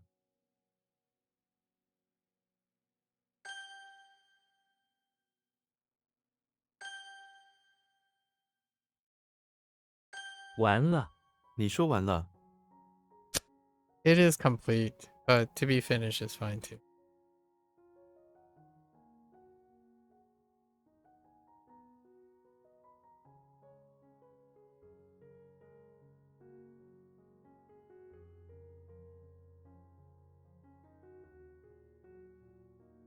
Dang it. 暖气，我们家有暖气。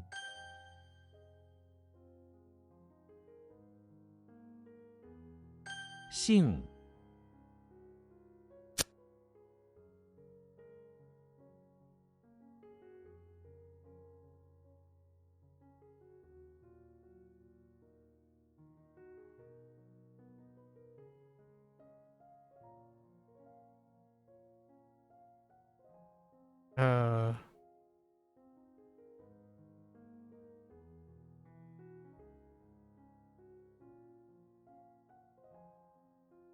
表扬，他表扬了我的努力工作。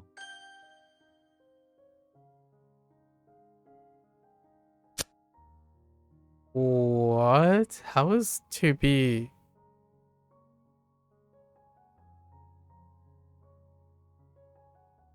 Okay, fine.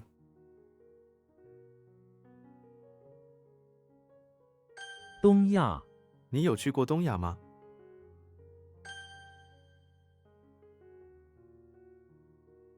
嘴巴，请张开嘴巴。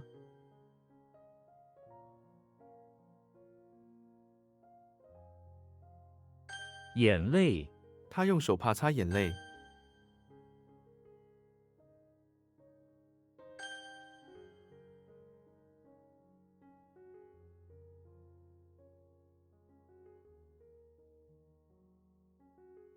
胸，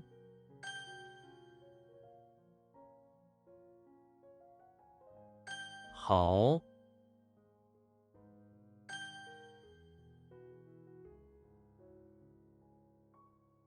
打针，病人每天要打针。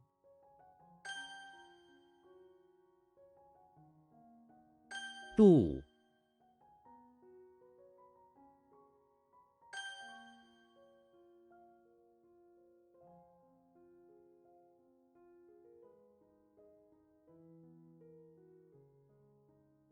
火冒三丈，老板对迟到的员工火冒三丈。甜点，这家餐厅的甜点很有名。暗示，让我给你一个暗示。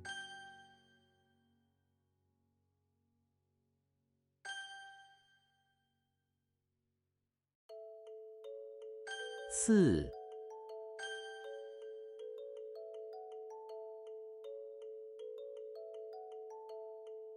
待遇，这家餐厅对客人的待遇很好。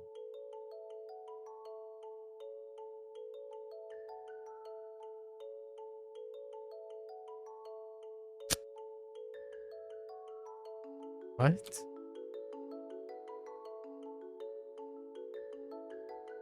暴富，他有远大的抱负。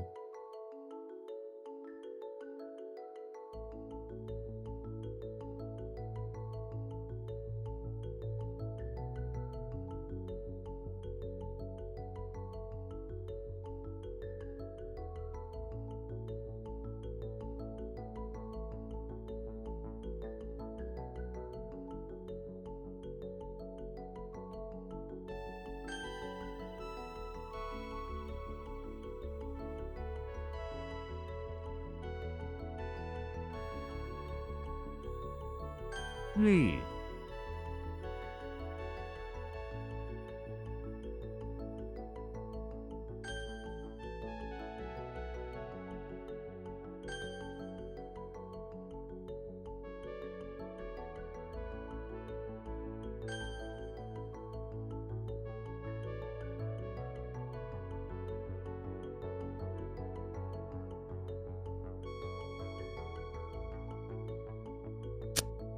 This is like to welcome, treat, reception. Yeah. I can see why treatment is there, but it's not that type of treatment. It's like greeting someone, treating them, hosting, receiving them, treatment.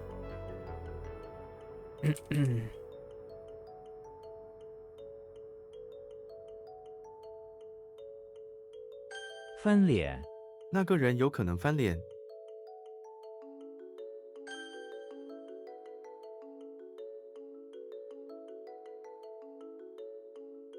各式各样 他会做各式各样的饭。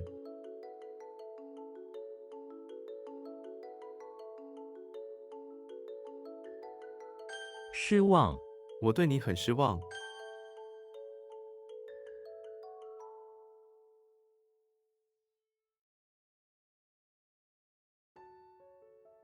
反应 这封信反映了他的想法。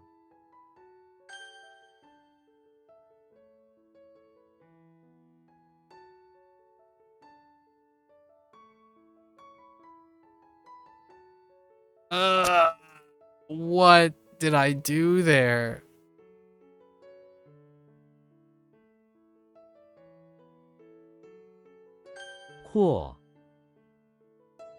This one's gonna be tough. Or is gonna be so tough to hold on to. 美丽 一对美丽的情侣。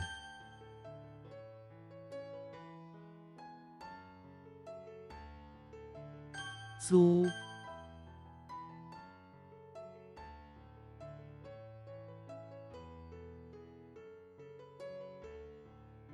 苹果园 他住在一个苹果园。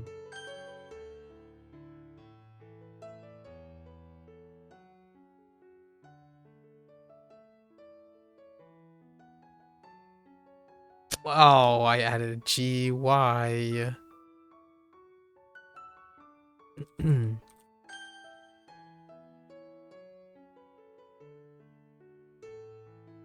Yesterday's group was so difficult. Okay, alright. «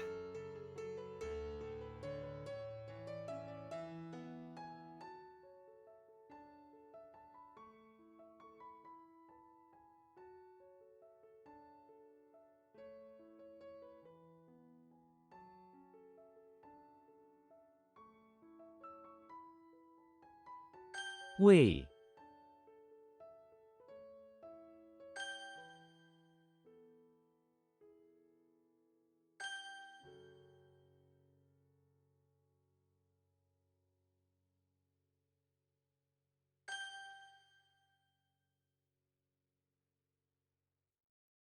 玩具 这是我最喜欢的玩具。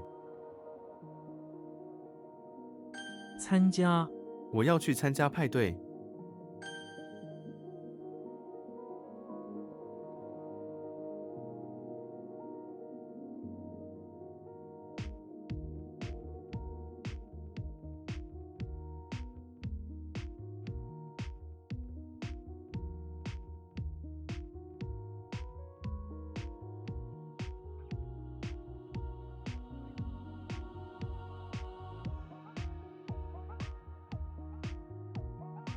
Why do I want... Oh, I have two conflicting things.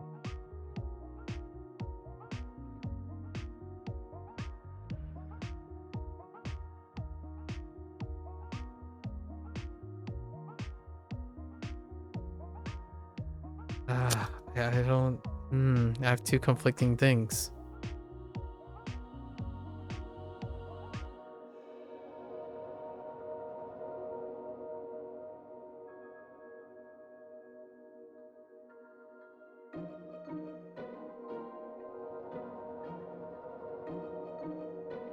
迫害，我们应该反对任何形式的迫害。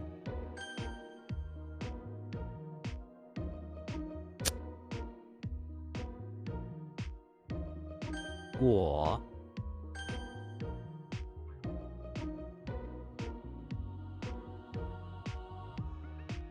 绝对，我对你的承诺是绝对的。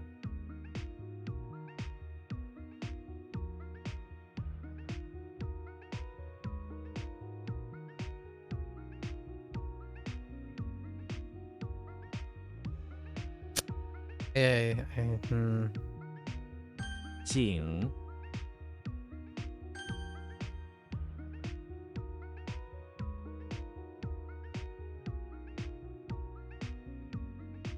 记录，护士把病人的体温记录下来。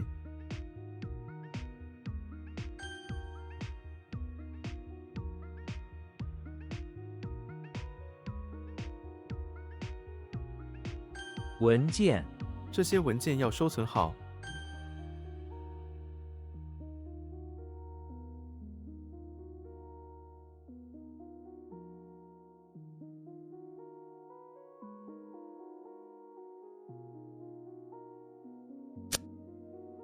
嗯，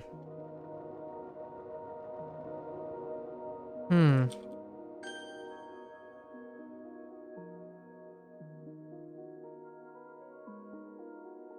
铁路，高速铁路，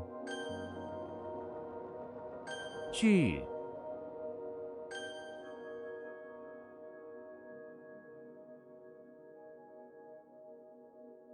也对的。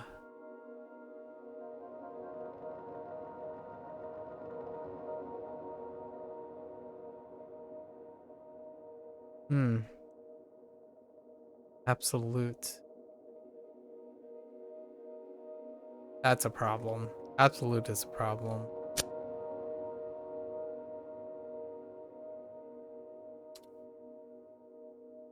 About it.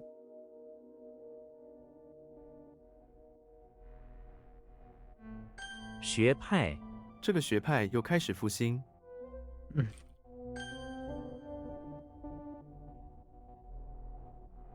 草药，他不认识这种草药。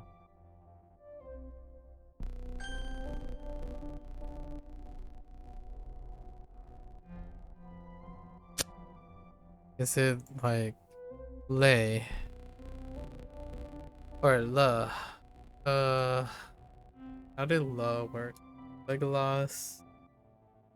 Oh, garbage.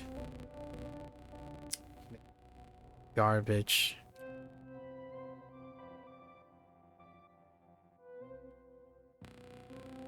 Man, garbage. Ah, garbage, garbage, garbage. 勇士，一个勇敢的勇士。Okay, just gotta remember.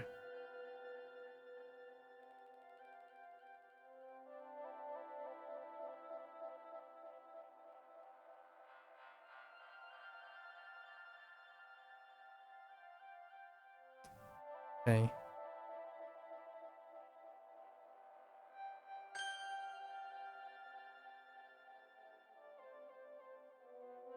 Actually, what do they think this? Your answer is absolutely. My commitment to you is absolute.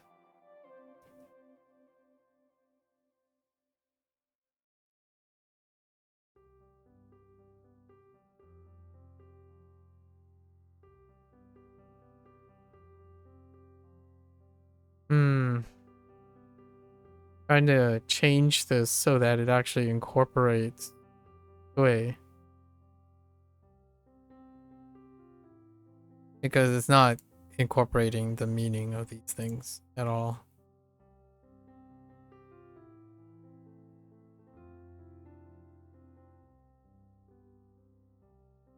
It doesn't even sound like it.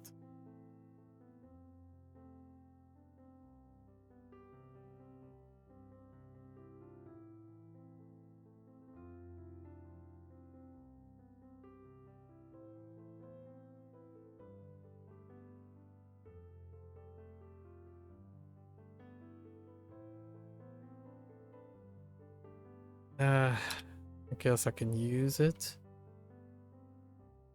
Use those words. Like, it's correct to the point where you don't, you cut off all other answers, right?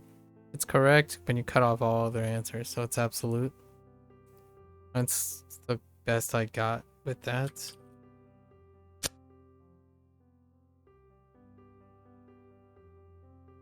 利息、 1万元本金的利息是200元。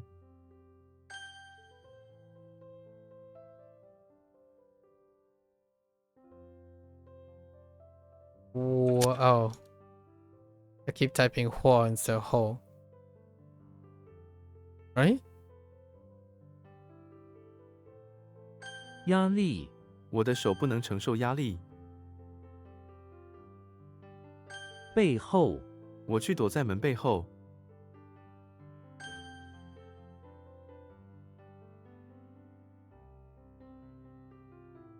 Oh. I just immediately want to type this, which is not. Oh, it's Thai.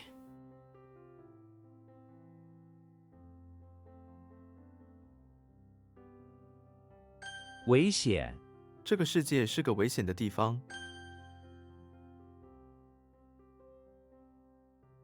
Oops.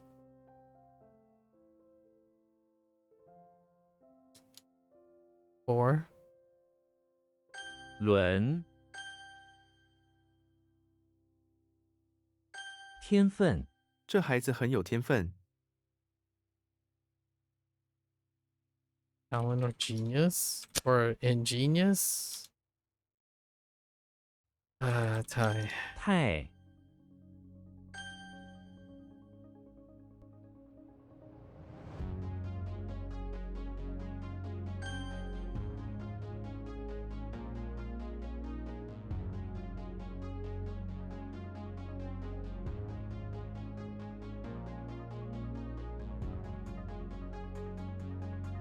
Yeah, this is such a pivot. 乐、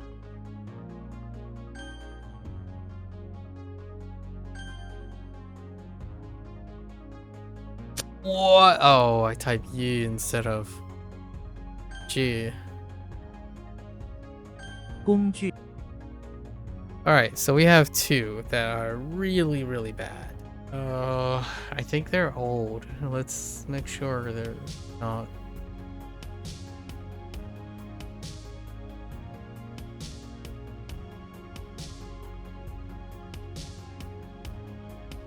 Isa. I forgot about the silent on Isa, but that's fine. 作用. 作用. It's effect, but it also means application. It's application. Like, it's closer to effect. That's kind of weak. Maybe we'll revive that sometime down the road. There is 切对. No, it's 切对. 切对. Absolute 切对.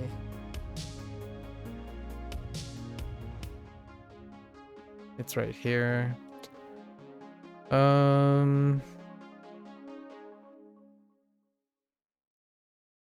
切对.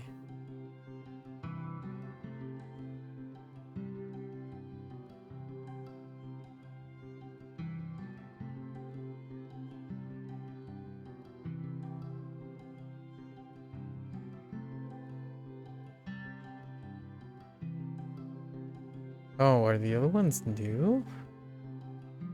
I also mix up G with Chong.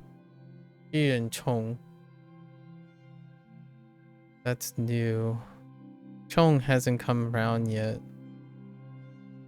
We'll find out.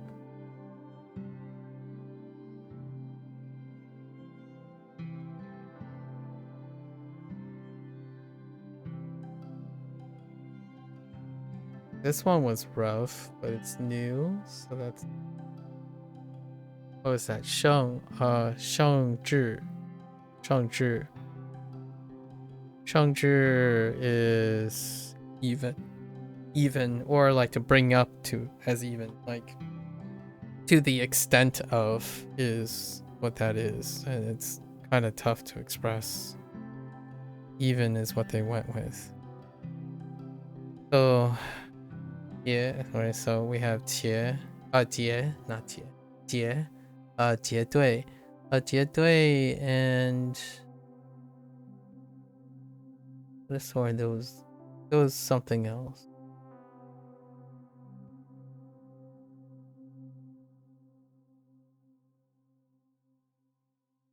See, 微想，微想，压力，美丽，石桥，东亚，what was it？苹果园，点点，嘴巴，落户，客户。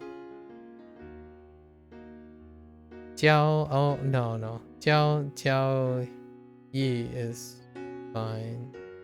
It's kind of fine. Was it this one? No, that's 花. No, 花. I can't see that. 倒闭. 倒闭.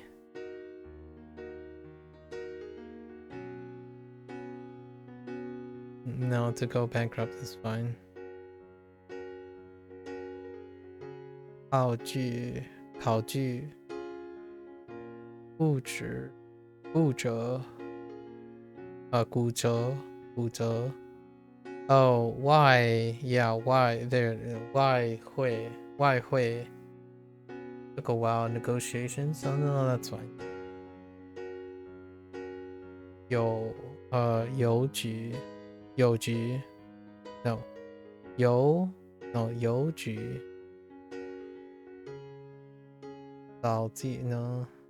降机. Eh?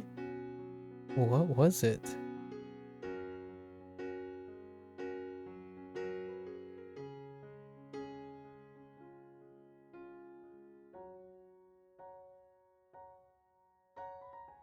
Oh, it was a character. Le for trash and garbage. Let's double check the character. And Sing was not the greatest. Fortunate.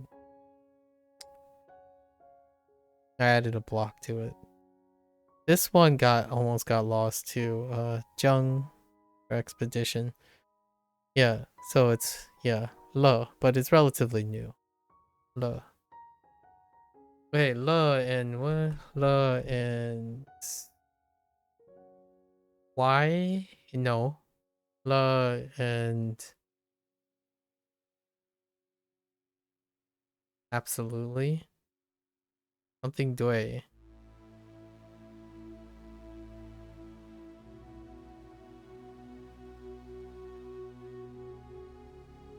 Oh, right. 绝对. Okay. I gotta ingrain that into my forehead. My big forehead. Okay, so Warhammer.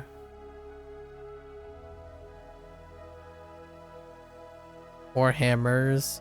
What time is it? 7:40. Okay. Alright.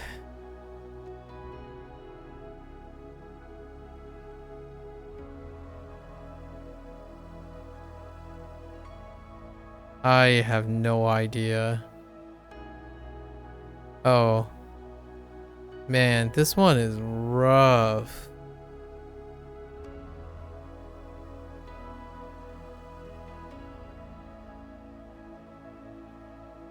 Ah, that one's so rough. This one gets used a lot. So that's kind of okay.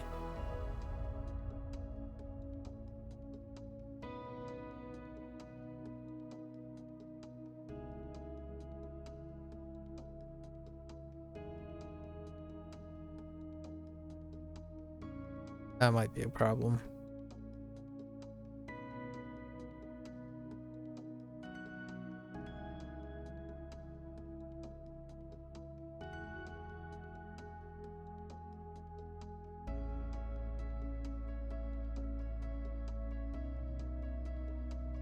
Oh, this one.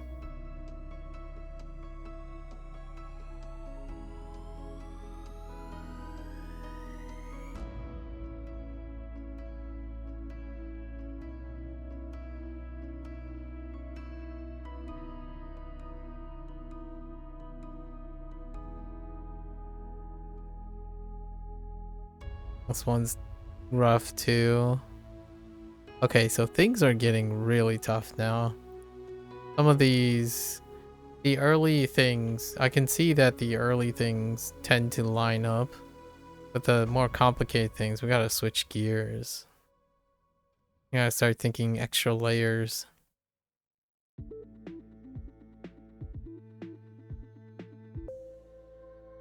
Yeah, I gotta start thinking of extra layers. Doesn't cut it anymore.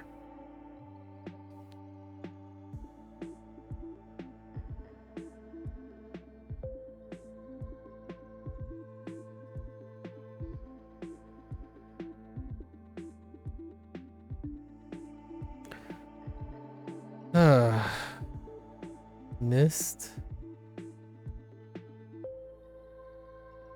All right.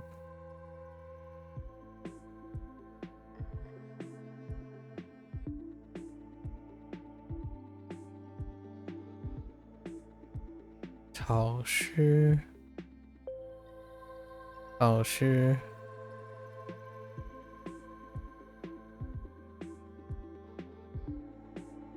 that still human? Or like, damn, okay.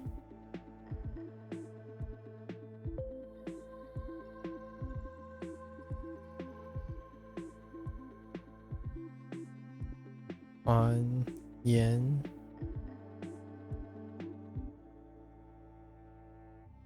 Uh-huh.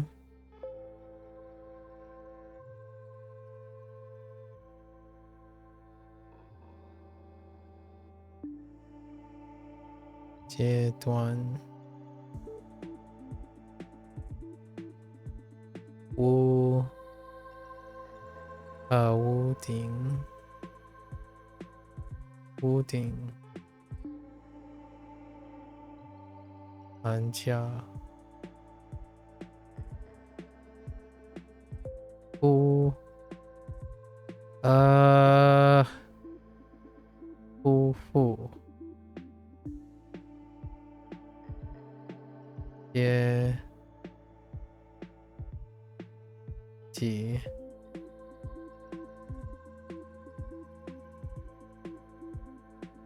Hai xian.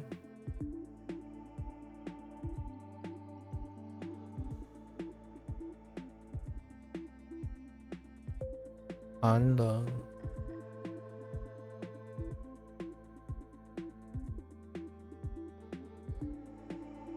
主妇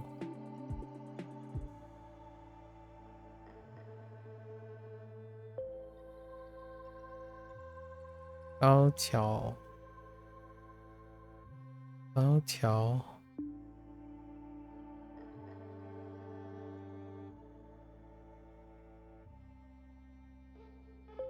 鲜花 香饼 Okay, all right.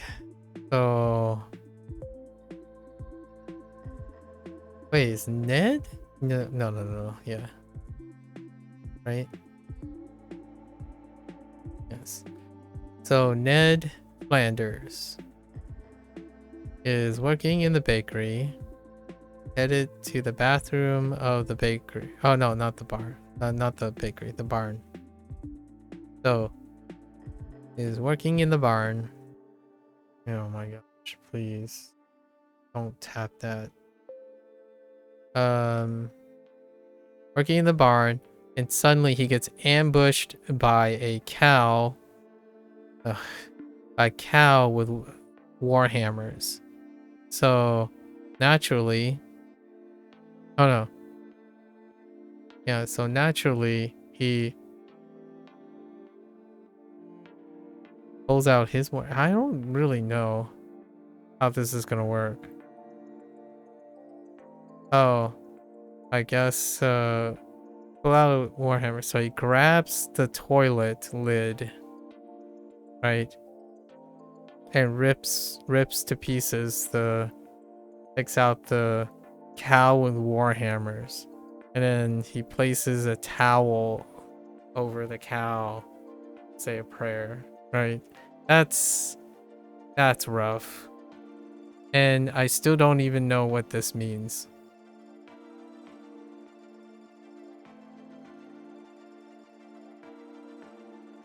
I still don't know what this means. To make noise. Yeah, see, that is rough.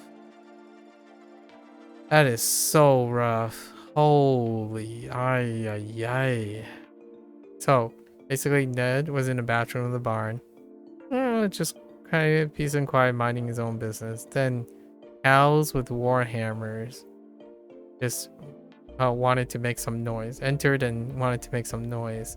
So then he took the toilet lid, took him out, and then, draped him with a towel and said a prayer to them because he took him out. That's rough. Warhammer is gonna be tough. Holy Warhammer, save me. We'll see. Xena. I just got a picture. Okay, Xena is in the bathroom of the church. She made her way to bathroom of the chapel, right? The chapel, on her quest. She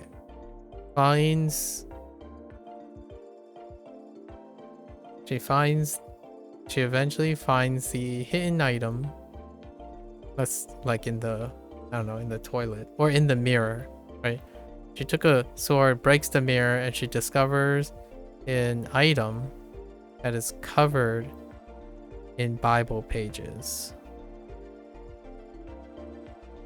She discovers the crossbeam shaped item that she's been looking for on her quest. That one's like okay. Fine, sort of. And then this one's kind of tough too. Okay, so Xena's just in her house. She's chilling in the living room. To make herself feel at home, she's trying to meditate by propping up like a shack with her sword. And she placed a bucket. The heck is the towel doing there? Oh. She's under a shack with a bucket over her head while she sits on a towel mat, right, meditating. That one's okay. Neo is having a peace, is in the English manner, having a peaceful meditation, a peaceful meditation, when suddenly Agent Smith strikes and took place of one of the, I don't know, the fancy people there, one of the the butler. So he goes over, he quickly grabs a spike from his dish, and tosses it right into the heart of Agent Smith. Take care of business. Oh, he's playing with his dollhouse. He's playing with it. He's not really meditating, but he's playing with his dollhouse. Oh. I mean, that's funny, too. Like I'm good. I'm good. Okay. This one's gonna be a problem too. Gandalf is in the bathroom of the high school, of the magic high school, but that could be confused with Dumbledore. So, but we'll keep it. Where there are dangerous flowers growing from a pile of soil, from the soil in the bathroom. These flowers have dangerous arms / elbows. We'll just, I think I might modify the elbow into arms. Arms. So he takes, oh man. So he takes a dish, right? He takes a dish where he uses it as a lid and then fasten it with his staff to contain the problem momentarily. Why did he choose to do that instead of using magic? I don't know. Then we have Sherlock. Yeah, Sherlock, who's investigating a house, the basement of a house, and encounters a statue, or a statue of an elderly person holding a sun, and the sun radiates heat. I mean, that's okay. That's kind of a thing. I think that's probably the strongest. It requires the least amount of steps. And then what did we forget? Actually, I kind of forgot Du as well. Or not Du for belly. What was the other one? Was it just Du? No, it wasn't Du. Already forgotten. I should write these down. I should get in the habit of writing these down now. Like for Wanikani.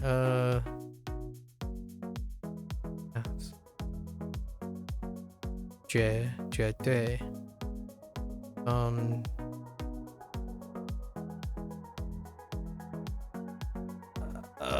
How did Jue work? I want to say it's like moon, sword. Oh boy.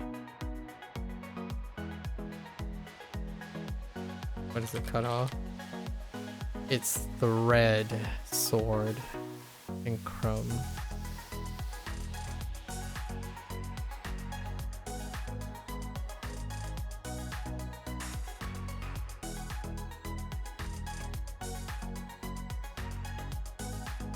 And Dui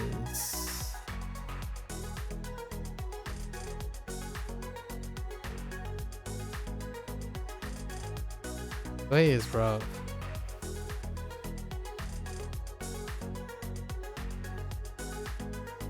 It's like a laurel wreath, right? A laurel wreath and a sheep, a modified sheep with a caliber.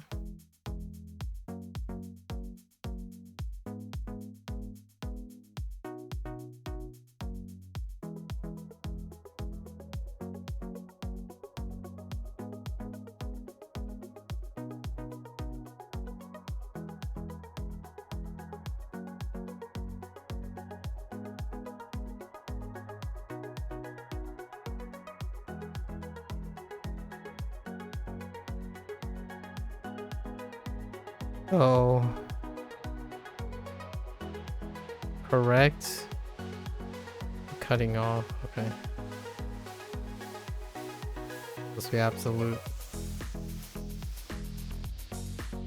Or absolutely. Trying to think of what was the other one. Ooh, was definitely a problem.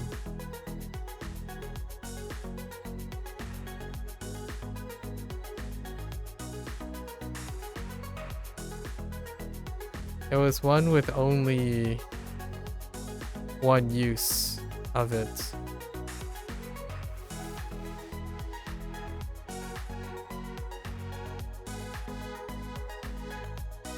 Don't remember. This is good enough. I think these two are the ones that I remember having the most trouble. Oh, they're just. Okay. I think that's good for these. These questionable characters are piling up. Let's start to slow down the lessons. Alright folks, that's a wrap for HanziHero today. We're gonna watch this later. 谢谢, right? Feel free to follow along, pick up HanziHero for yourself, right? Give it a try if you want. It was fun today. We shared a wild digression prompted by the question about guilty pleasures. Guilty pleasures is the one. Talked about a bunch of shows, and Corwin stopped by again, right? Sharing his passion for knives and a mix of photography as well. That's off to him. Hopefully things stay safe, right? So for now, that's it for today. If you're only interested in HanziHero, 大家下次见, right? I'll see you guys next time for those people. I'm gonna take a quick break, walk around, stretch a little bit, and take a quick bathroom break, and I'll be back for Fandom X. Thank you.